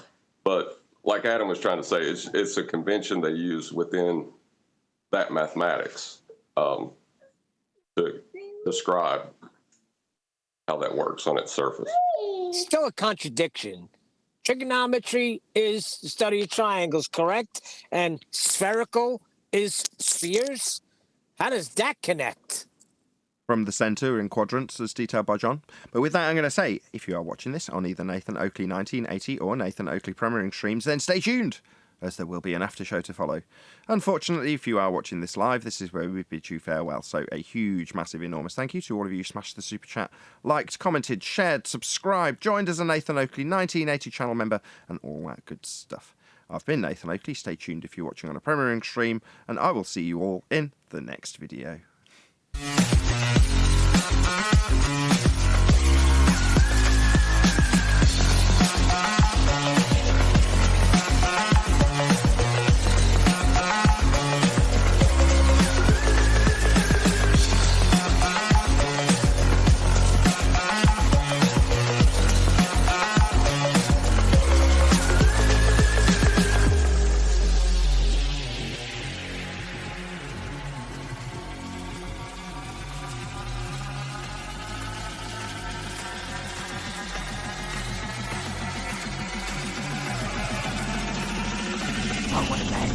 What a lovely day!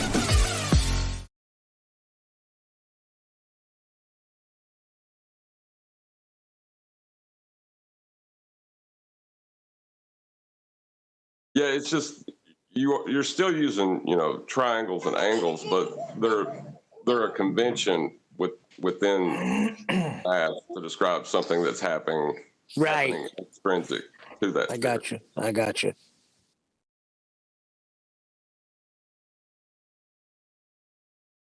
Mr. Meakin. You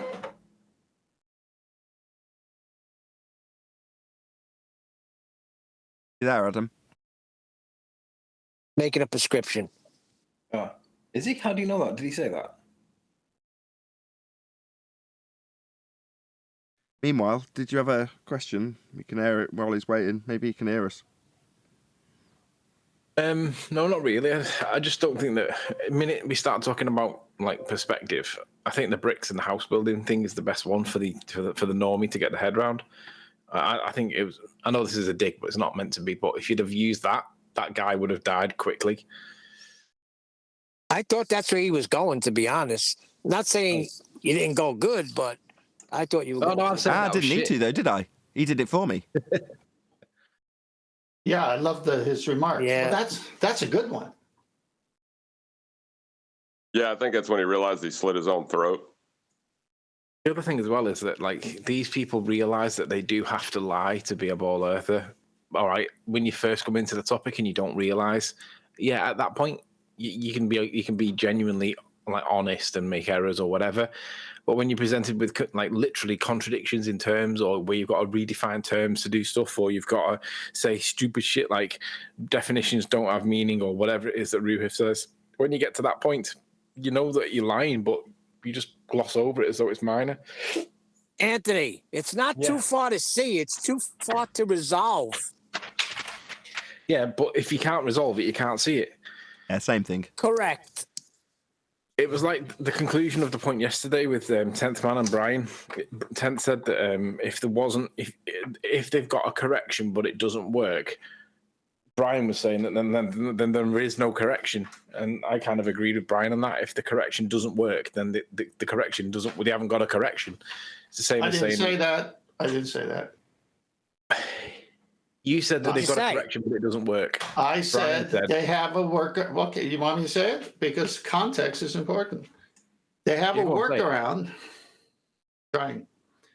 They have a workaround, but it doesn't work because they need R. So then it's not a workaround. Based on not duh, right? But it's based on R. Now, if you give them R, and you give them all they're begging the question, they're going to believe the workaround does work. They're going to believe it works, but it doesn't work. I see your point, 10. They have a non-working workaround.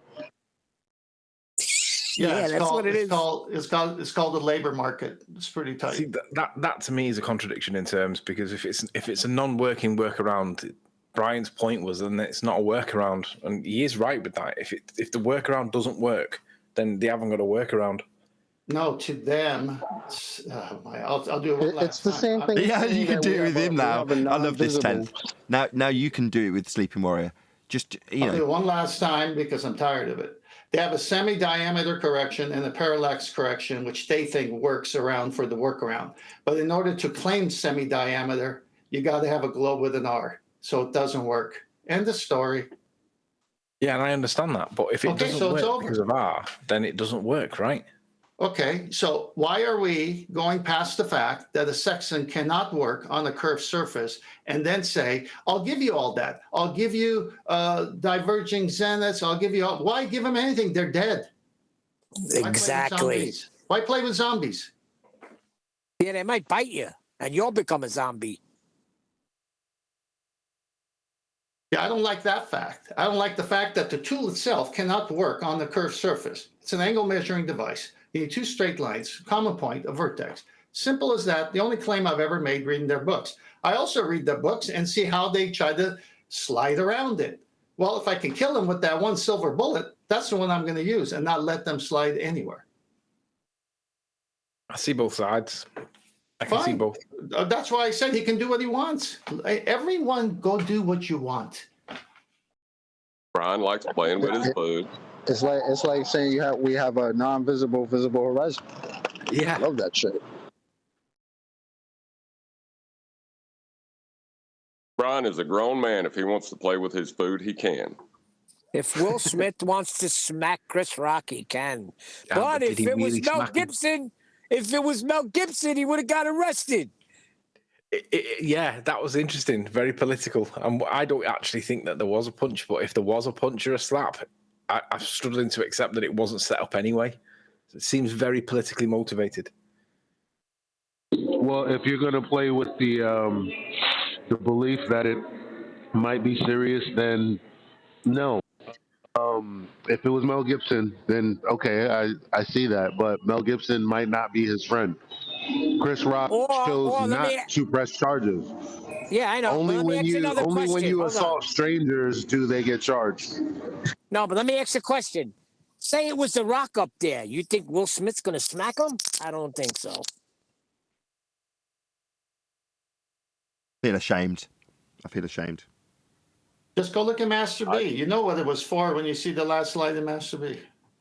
You know, if you were in a police station and you smacked someone you knew, you'd be arrested. Yeah, but the thing is, he never put the complaint in, did he? So it's like, we'll never know now. Did he not put the complaint in because it was set up, or did he not put the complaint in for some other political reason? We all got to see the reverse angle, right? So we know it's not a stage slap. We all got to see that reverse angle, did we? Of course not. Well, if it was probably an actual slap, but it was a staged actual slap. Nah. I mean, there's not any possibility that these two trained actors know how to do that, right? Just no possibility. I doubt it. Nathan, by coincidence, Chris Rock comedy tour ticket sales surged following Will Smith attack. Shocking. Almost as if they have no reason to do that, Nathan, I think is what Tent's saying. Why would they do that? There's no reason whatsoever to promote this pompous load of dicks that slap each other's asses in this show annually that's declining in its numbers and nobody's really interested in. I mean, I think if there was some controversy, that wouldn't help things. I mean, it wouldn't be on the front page of every single newspaper, would it? It wouldn't have even us in Flat Earth Debate talking about it, would it? It wouldn't have that much success, would it? No, I think we should focus on whether or not it's real and whether or not the charges were pressed. I mean, it's obviously not distracting from all the other bullshit we could be talking about, right, in the world? I think this is the only thing that matters right now, Chocolate. And as a black man, I think you should be ashamed of yourself not getting involved. What's more important than Will Smith right now? I mean, he just played King Richard. He has the show Bel Air. Come on. Nathan, when you said as a black worth man or whatever it was that you said, you found it, whatever it was, who was that aimed at? Was that aimed at Chocolate? Yeah, it's outrageous. This should be of Chocolate, deep importance how to you as a black man, Chocolate. How dare you? Yeah, how dare you, Chocolate?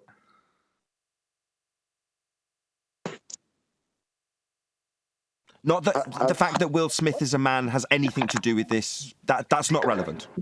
Chocolate's black? Wait, I'm black? Holy shit. It's all Chocolate's fault. Hey, for once it's not Arwen.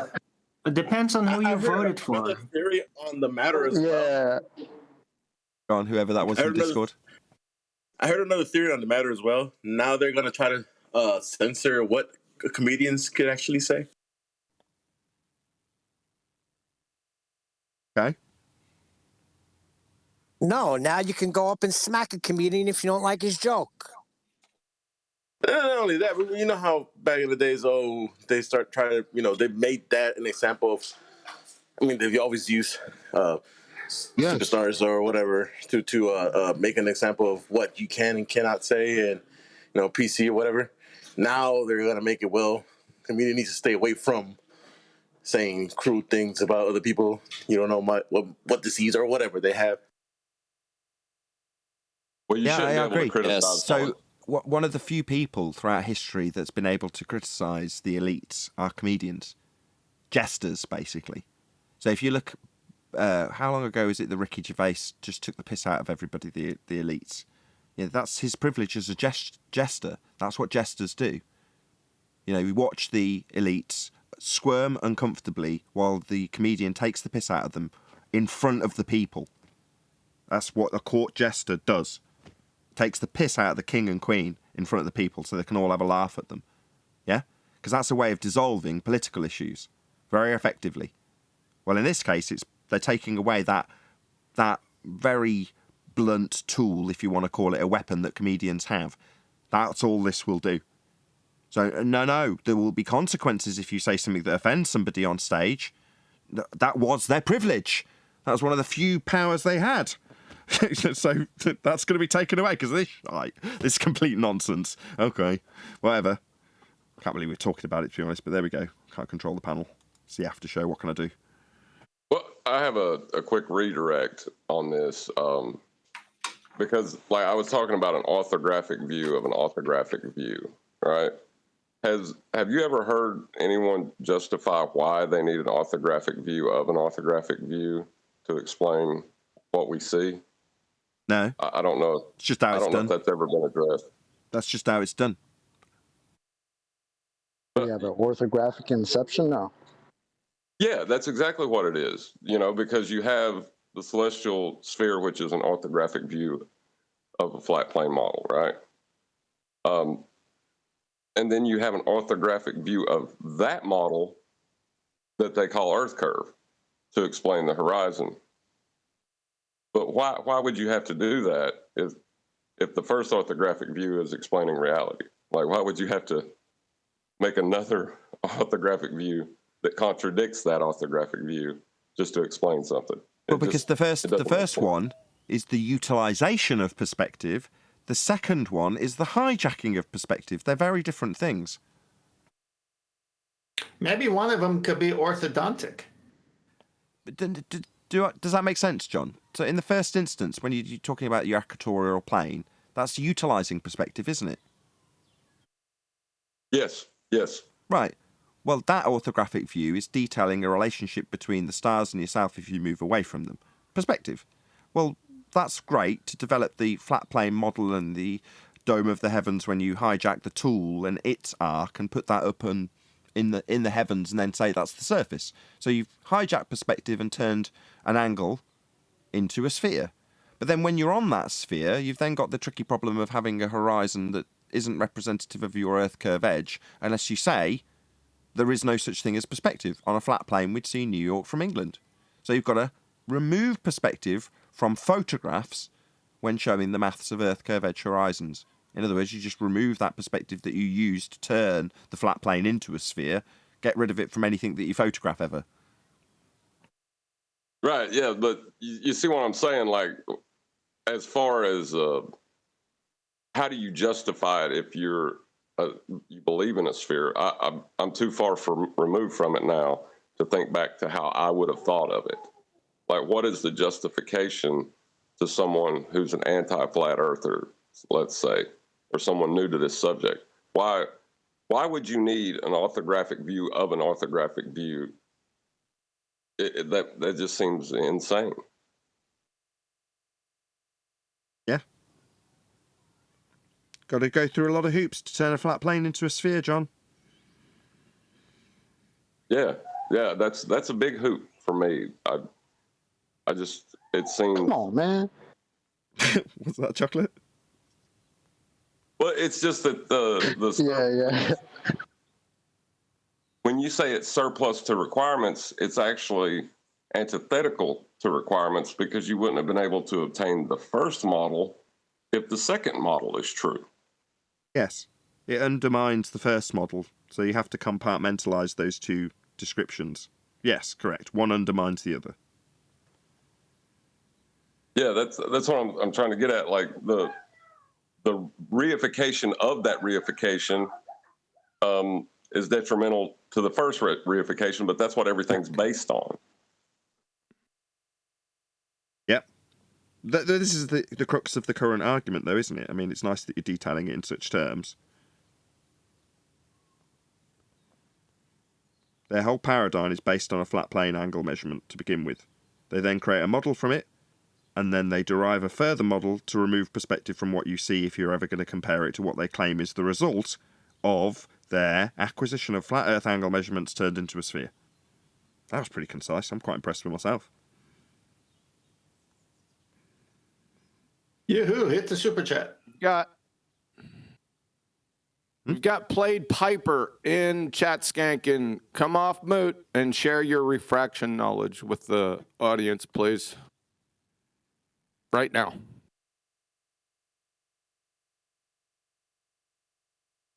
Played Piper, hello. You're in here. Come off mute.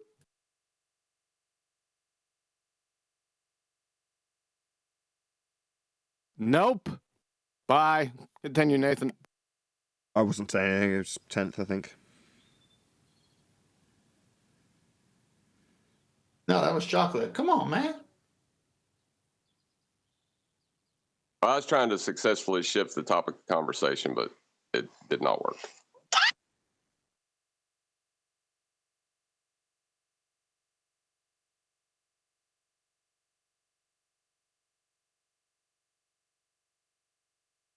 Well, it can always go both ways when someone tries to bait a chat skank in. You know, it'll either kill the conversation completely, or it'll work out really nicely like it did in the show. You know, so hats off to Stag, baiting those two fundies in. Good job, by the way, Stag. Just so you know, Nathan, you've been chopping since I've been in here. And really? everyone coming through you's been chopping. Oh, really? I'll just refresh. I'll drop and reconnect.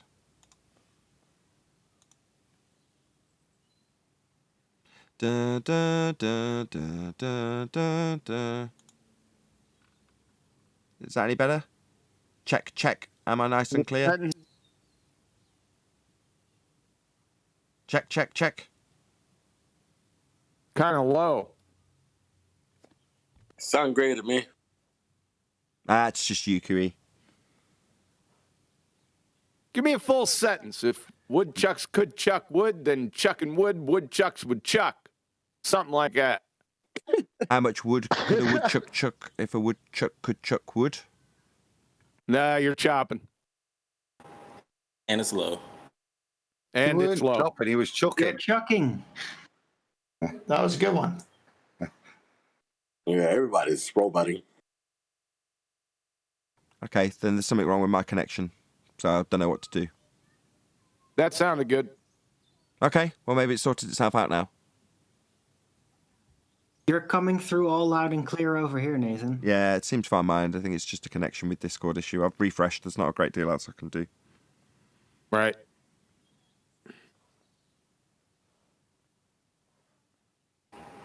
Yeah, no problem, Nathan.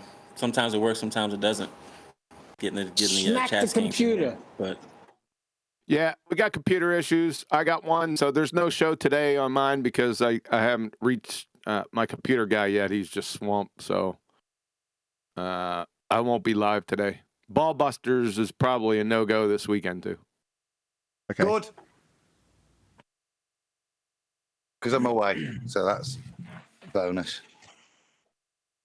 I heard it chopping good. On the bright side, I just saved money by switching to Geico.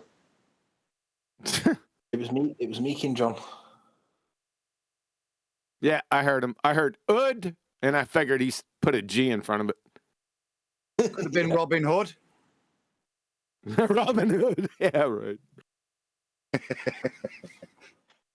No worries. I think we should wrap this show up because I want to talk about Will Smith and the slap. Oh, jeez. Hey, Adam, sure would you would be Robin Hood. Yeah. Sherwood. Sherwood. I'm on the edge of Sherwood. But this is That's a good pun on Sherwood. Sherwood and Sherwood. back to the problem at hand. It's a good They place still never for answered rest. the question. Where is Earth Curve? Yeah, we got one housekeeping question before Stag managed to trigger two fundies who end up quizzing me on diffraction limits. That's why I was Didn't Rumpus tell us it's in the maths? It's not a reality. It's in math. It is only in the maths. It's assumed, isn't it? Mick West admitted it was just assumed. Yeah. And dopiest response I've ever heard. Well, it's What was in actually the a maths? misapplication. We've never of seen the that. maths. What maths? Earth curve That's why maths. it's a, Did they Jedi mind trick you guys by saying it's in the maths, but without showing it? Yeah, Earth curve in the Earth curve mathematics, as in the begging the question proof of nothing perspective hijacking Earth curve maths based on our labelled Earth curve maths. Yeah, but that's not really mathematics. They're showing you a circle on a sheet of paper, and then they're misapplying mathematics to a model of or to a picture. So that's not really math. It's that's more why I of a- thought. That's why I thought experiment can't match any reality. Come on, Tanf, you just got to take some geometric considerations, man. Come on, man. You just give me some plain talk there, Chucko. Well, I don't think it's a geometric consideration anymore. It's just an outright misapplication of geometry. Like John's saying, there's no math for this. This is pretty much delusion at this point. Yeah, but they say there's math, right? So we got the math. Well, show it. Let's red herring fallacy away. Let me shoot myself in the face. Yeah, and they never show it, right? Right, they can't. I've They never need the seen flat plane. Yeah, they can't show the math because the math is derived from a flat plane that they reify after reifying it. There's no math for this. Okay, well, I'll start asking them to show it when they claim it. They haven't got the picture yet. We've been calling their bluff for about, 6 years now. Call all in. Then they just shrivel up to death. Or red herring fallacy and rumpus the hangout, right? Same thing every time. Yeah, it is the same thing every time. And in a deluded way, they think that if they talk through the reply that annihilates their initial claim or bullshit excuse for a earth curve they haven't got, that will somehow subvert the truth reaching the audience. Or more importantly, reaching their own ears so they have to justify it or answer it. Yeah. And if after 5 attempts, like today, you actually get it through to them, they'll give you a reply like, oh yeah, that diffraction limit that can cause things to disappear based on angular resolution limits. Yeah, that's a good one, that. Meaning, yeah, that's an annihilation of Earth curve claims, that is. Did you notice how he said, yeah, that's a really good point. Can you explain that to me? In other words, I don't know what that means. You had diffraction limit today? What the hell? What do we step back to 2015 again? Yep. That's exactly what happened. Same thing.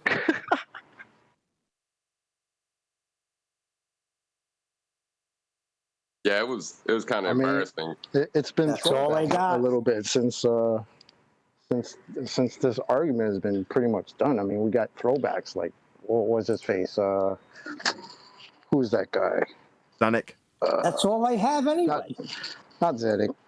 The other guy who came in with the gyro compass, whatever. What's his name? Tim Osmond. We had him come in with that, and somebody else came in after that with boats going over the curve, and it's been real throwback lately. Some good numpty clips. Yes, there were. Definitely. Definitely. I just mean today from that kid's mouth.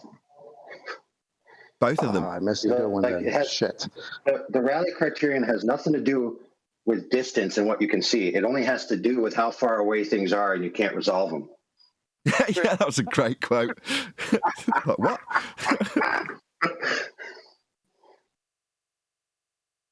Yeah, that guy slit his own throat. Then he said it's not about distance, it's about resolution. Correct. That's what he said. AI, repeat that first quote again, real quick. The rally criterion is not about how far away something is, and if you could see it, it's about how far away it is, and you can't resolve it. See, it's not even about that, is it? About the largest angle that the lens is able to resolve. That's what it's talking about. See, this is where they're clever. When you listen, see. The language they're using isn't technically wrong, even though you can see they're demonstrating either complete numptiness or not.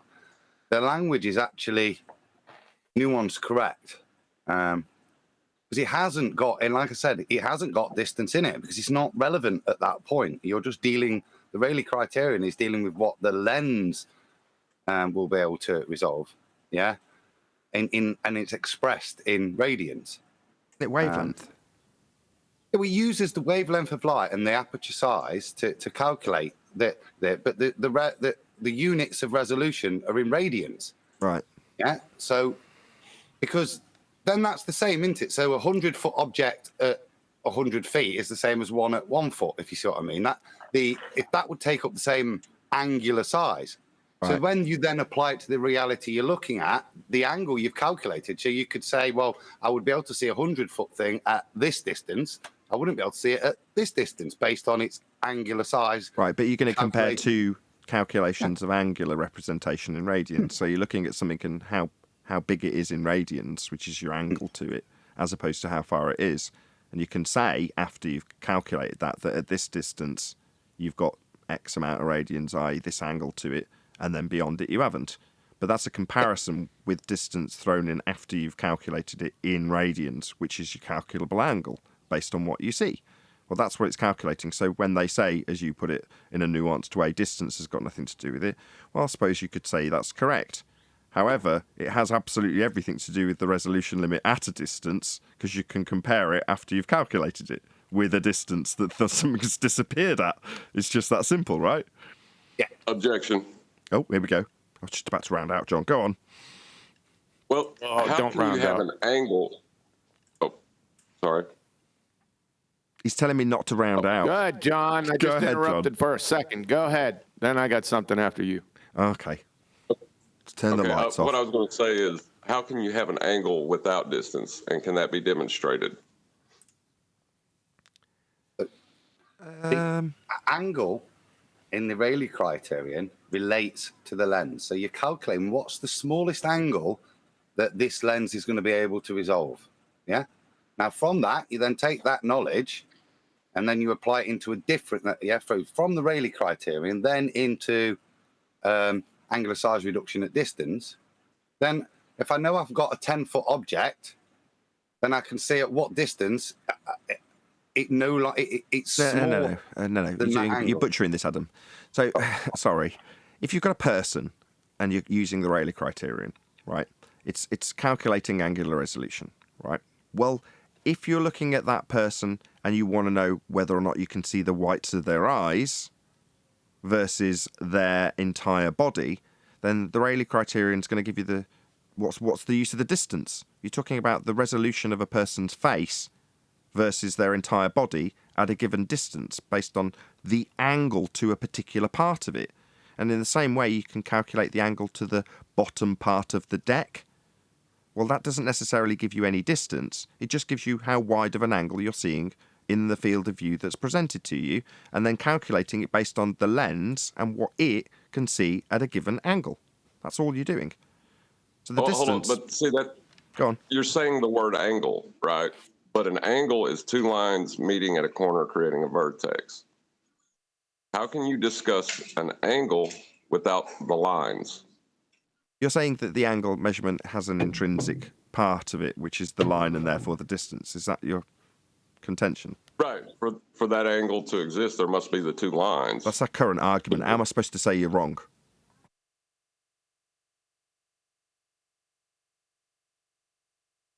I'm not saying that it's used explicitly. I'm just saying it's intrinsically linked to angles. I agree. So it's part of our whole argument at the moment. So yes, I agree. So it's not necessarily part of the calculation, but it's intrinsically linked. Yeah, but you got to understand it from their metaphysics. So their premise is that as long as something is big enough, it could be an infinite distance, and you would still be able to see it. That's what they are holding on to, and that's why they argue the way that they do, because they need to be able to see stars, 14, billion light years away. So they have to be really big. Yeah. That's Brahe, though, isn't it? That's his objection. Oh, they'd have to be huge at those distances. Someone scratches their head and goes, you know what? They're huge. Look how big Beetlejuice is. It's massive. They just say, make it so. Make it so. They have, with angular size reduction, that's what they're doing there at distance, yeah? So to make them visible from such fantastic distances, they have to be that big. And the reason they call that point at the point of visibility would be defined upon your Rayleigh criterion of what the eye can see. So the two merge at that point to give you that point of resolution. But if the eye was worse, you'd either have to make them bigger, wouldn't they? If the Rayleigh criterion was different, weaker, they would have to be bigger, have a larger angular size for them to be seen. but the criterion defines the size, the angle size they have to acquire in your field of view, and then they backwork that the size they have to be based on the distance they have to be. But they're not. They also they failed to include the inverse square law. This is like a Globebusters point from 2015, right? Yeah, because then you've got the overlap of all the inverse square law effects of all those lights. That's why you get the bright light paradox. It should be that night should be bright paradox. All of those rendered void by heliocentrism's debunking. Oh, indeed. Well, that paradox came about from Newton realizing that his gravitational model requires an infinite universe. And so he recognized that it's, really not possible. But if you do have the infinite universe, then you have infinite stars, and then you have infinite light. And so they partly solved that by saying, no, we don't have an infinite universe. We have an infinitely expanding universe. That solves it. Oh, wait a minute. Hold on. We need dark matter too. And maybe something else, and maybe something else. Okay. Throwing some magic speed on top of that too. I didn't know that. Didn't know that's where it spanned from. That's fascinating, AI overlord. I did not know that. That's how Newton was debunked. Olber recognized that would mean it would be daylight all the time. And he's like, no, you're stupid. I didn't know that either. Did anybody else know that? Olber? No, what? The paradox of having a bright... I know Adam just detailed this, but the journey from one to the next was just detailed by AI overlord. And I said I did not know that, in terms of having the requirement for an infinitely expanding universe. The Olber paradox is what you're talking about? Yes. Obviously Adam was aware of that, but did anybody else know about that prior to now? Can we call it the Albert contradiction now, since we've debunked the model? Yeah, it's no longer a viable paradox. That's right.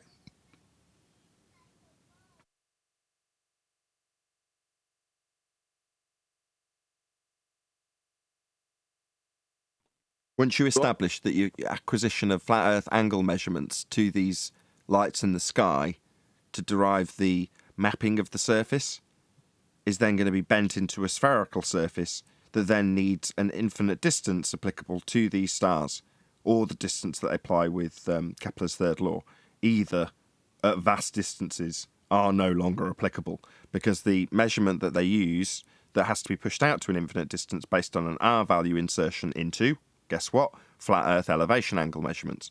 So it paradoxically can't be infinitely distant because you're violating the measurement that you have taken to give you that inference. It doesn't give you that inference. It in itself is a paradox.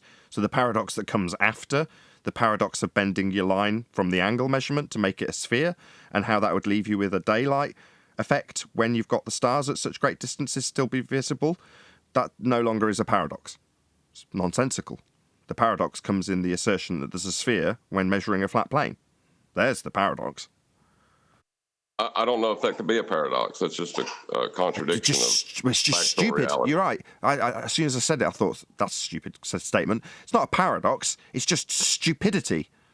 Well, this line that I've taken flat and measured as a flat baseline to give me this angle, I'm going to now bend that, so it makes no sense to have taken it. Yeah, that's just stupidity, isn't it?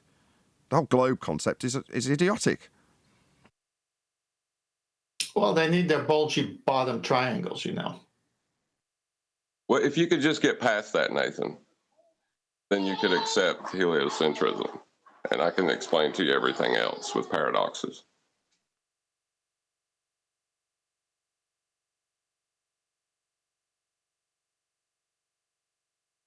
Yeah, just calling them paradoxes because they're issues with a model that shouldn't be in existence in the first place. Well, contradictions are paradoxes. Same. But it can't be a paradox if the contradiction that has developed that contradiction can't exist in the first place. You can't have a paradox within a paradox. It can't be a paradox if the thing that's led to it being a paradox can't lead to it being in existence in the first place. I had a pair of dogs. I'm down to one now.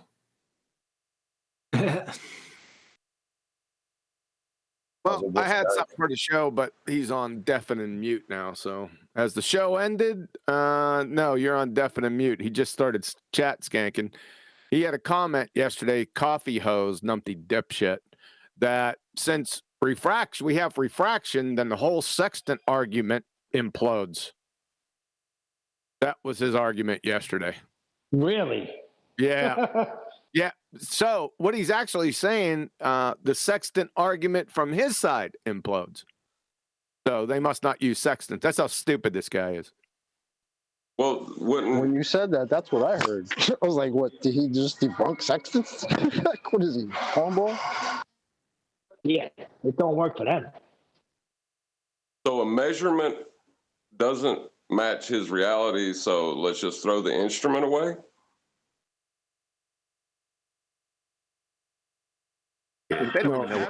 No, throw away the argument used with the instrument that's actually used in reality. That's what he wants us to do.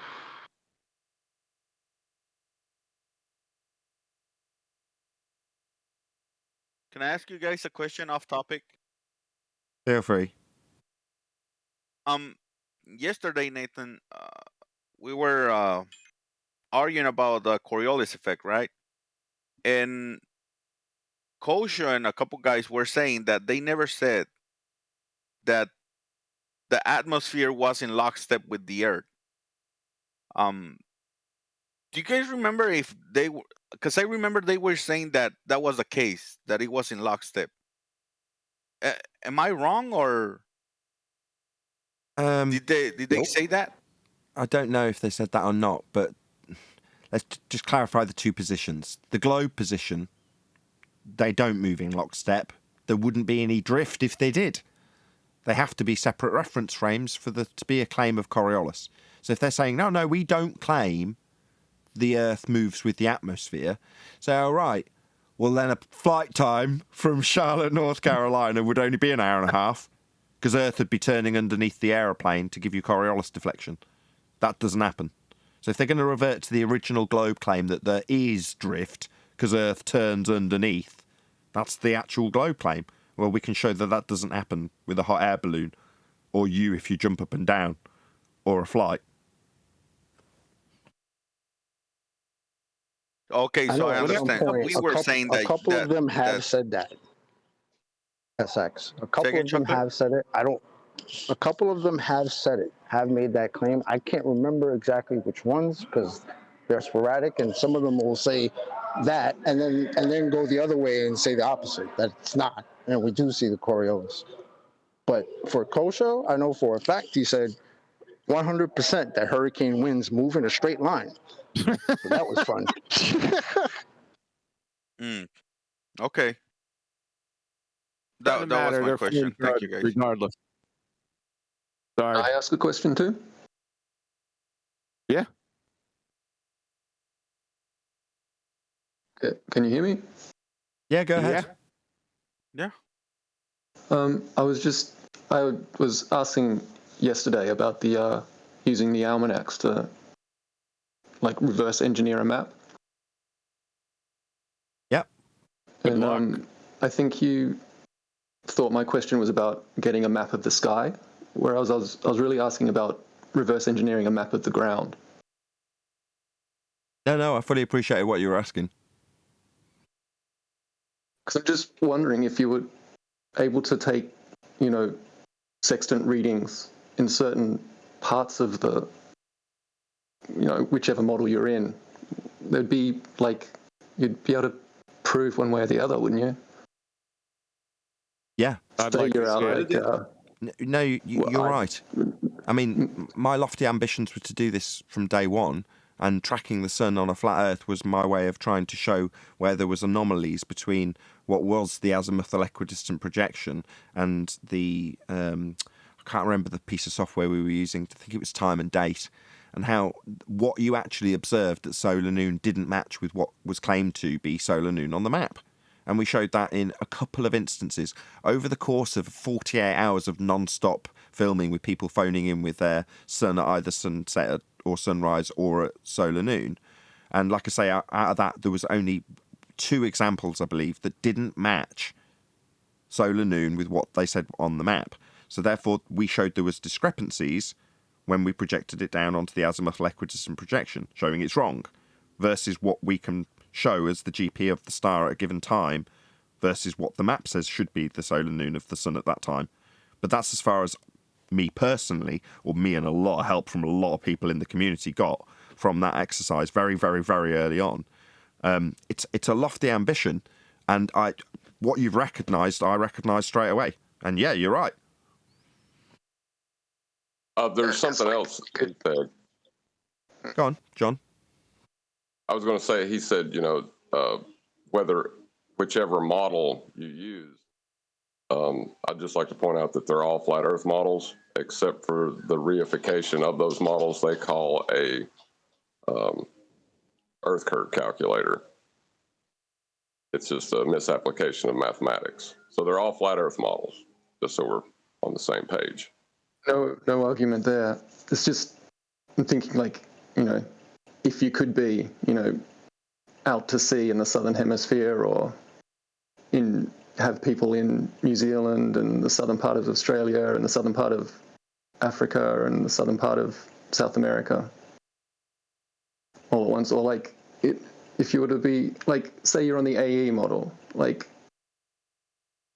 if you're out towards Antarctica from the coast of America versus from south of India, if you're taking elevation angles at stars that should be, I understand that it's not nighttime and the times don't quite line up, but those circles should overlap across Antarctica or not, right? Yeah. Yeah. And it's just a difficulty in the practical actually getting those measurements, I guess. Is that where you guys ended up? Basically. I like your thinking, though. You've stunned everyone to silence. In case you're wondering why the reaction is as it is, it's because you've stunned everyone to silence. Don't take that in a bad way. Well, It's not. It's just not going to happen. No, I know. So, you could probably do it. You could probably do it, but it would take so many man hours and so much logistics that it'd be practically impossible. Bloody defeatist. The first point of Aries on the equator line, the vernal equinox. So that could be seen from north and south. There's a clue there. Well, there's a problem too in the circles that you're drawing, because we don't know where the stars are, right? Like, we don't know how high up they are. We don't know we don't even know what they are. We can use them practically if we know that the distance from the GP of one position to the other, and how it relates to everything around it and from that GP. But I don't know, like Quantum Racer said, that would be so many man hours and so labor intensive. I don't know if this whole community could pull it off. Well, this is why AJC has a channel, and he did his research well. I've seen all his videos many times, and Anthony talked about it yesterday as well. And he talked about the Eisenhower planisphere. I believe it was the 70s. I checked here in the States trying to find him one, but they're very rare. And they stopped making it because GPS, the advent of GPS. So what JC is looking at, when you look at the patent of the Eisenhower planisphere, was just one planisphere with all the stars over a disk Earth. And so he started doing research on that.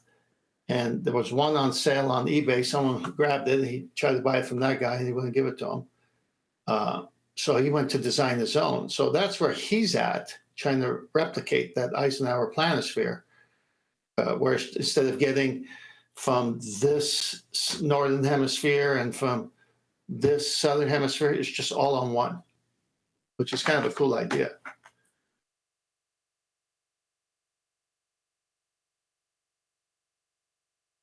it's not easy work. I'll just say that turning my kitchen into a sphere model it's a lot more work than you think. Nathan, I've got two slides, the last ones after Arwen's post. It talks about refraction and minutes. Got it. All right, so the amount of atmospheric refraction bending in minutes viewed at sea level under standard atmospheric conditions, 60 minutes equals 1 degree.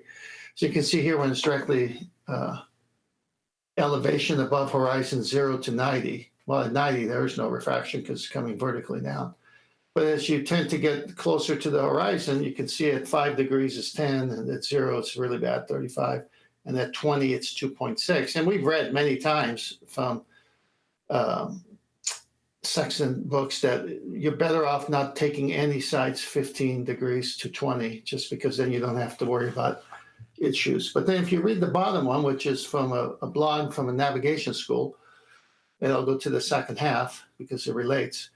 Thus, with our sextants, we always measure a star height that is slightly too high. A star light from stars come 30 degrees above the horizon will bend only some 1 to 2 minutes, if uncorrected, yielding an error of some 1 to 2 nautical miles. But at lower angles, the correction can be twice that or more. At higher angles, it is less, being only half a mile or so at 60 degrees elevation angle, okay, and 0 by definition for stars overhead. Go ahead and get back. Go ahead and get back with that blog and ask him to define atmospheric refraction. That's a cool story. Oh, we want to see if he knows what he's talking about. Thanks. Was there something else you wanted, by the way, Kiwi? Because you kind of earlier wanted to keep the show going. I didn't know if there was something specific you wanted to talk about. No, I told you the guy that was he went on mute. Coffee hose. He was right. the one with. Yeah. Yeah. Fine. He's mute and deafened. Okay. What about anybody else? Anybody else got anything they want to add before I round out this show? Yeah, check out YouTube's video. I posted a link in Master B. It's amazing. It's a little takeout. YouTube. Yeah. It's a little takeout from Red Dwarf.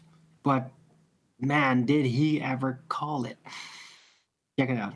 Cool. So YouTube. Yeah, I'll see if I can stick a link to it. But with that, I'm going to say another huge, massive, enormous thank you to both Discord and G+ panels for making today's after show possible. And of course, a massive thank you to all of you in either Nathan Oakley 1980 or Nathan Oakley Premiering streams for hopefully smashing the super chat, liking, commenting, sharing, subscribing, joining as a Nathan Oakley 1980 channel member, and all that good stuff. I've been Nathan Oakley, and I will see you all in the next video.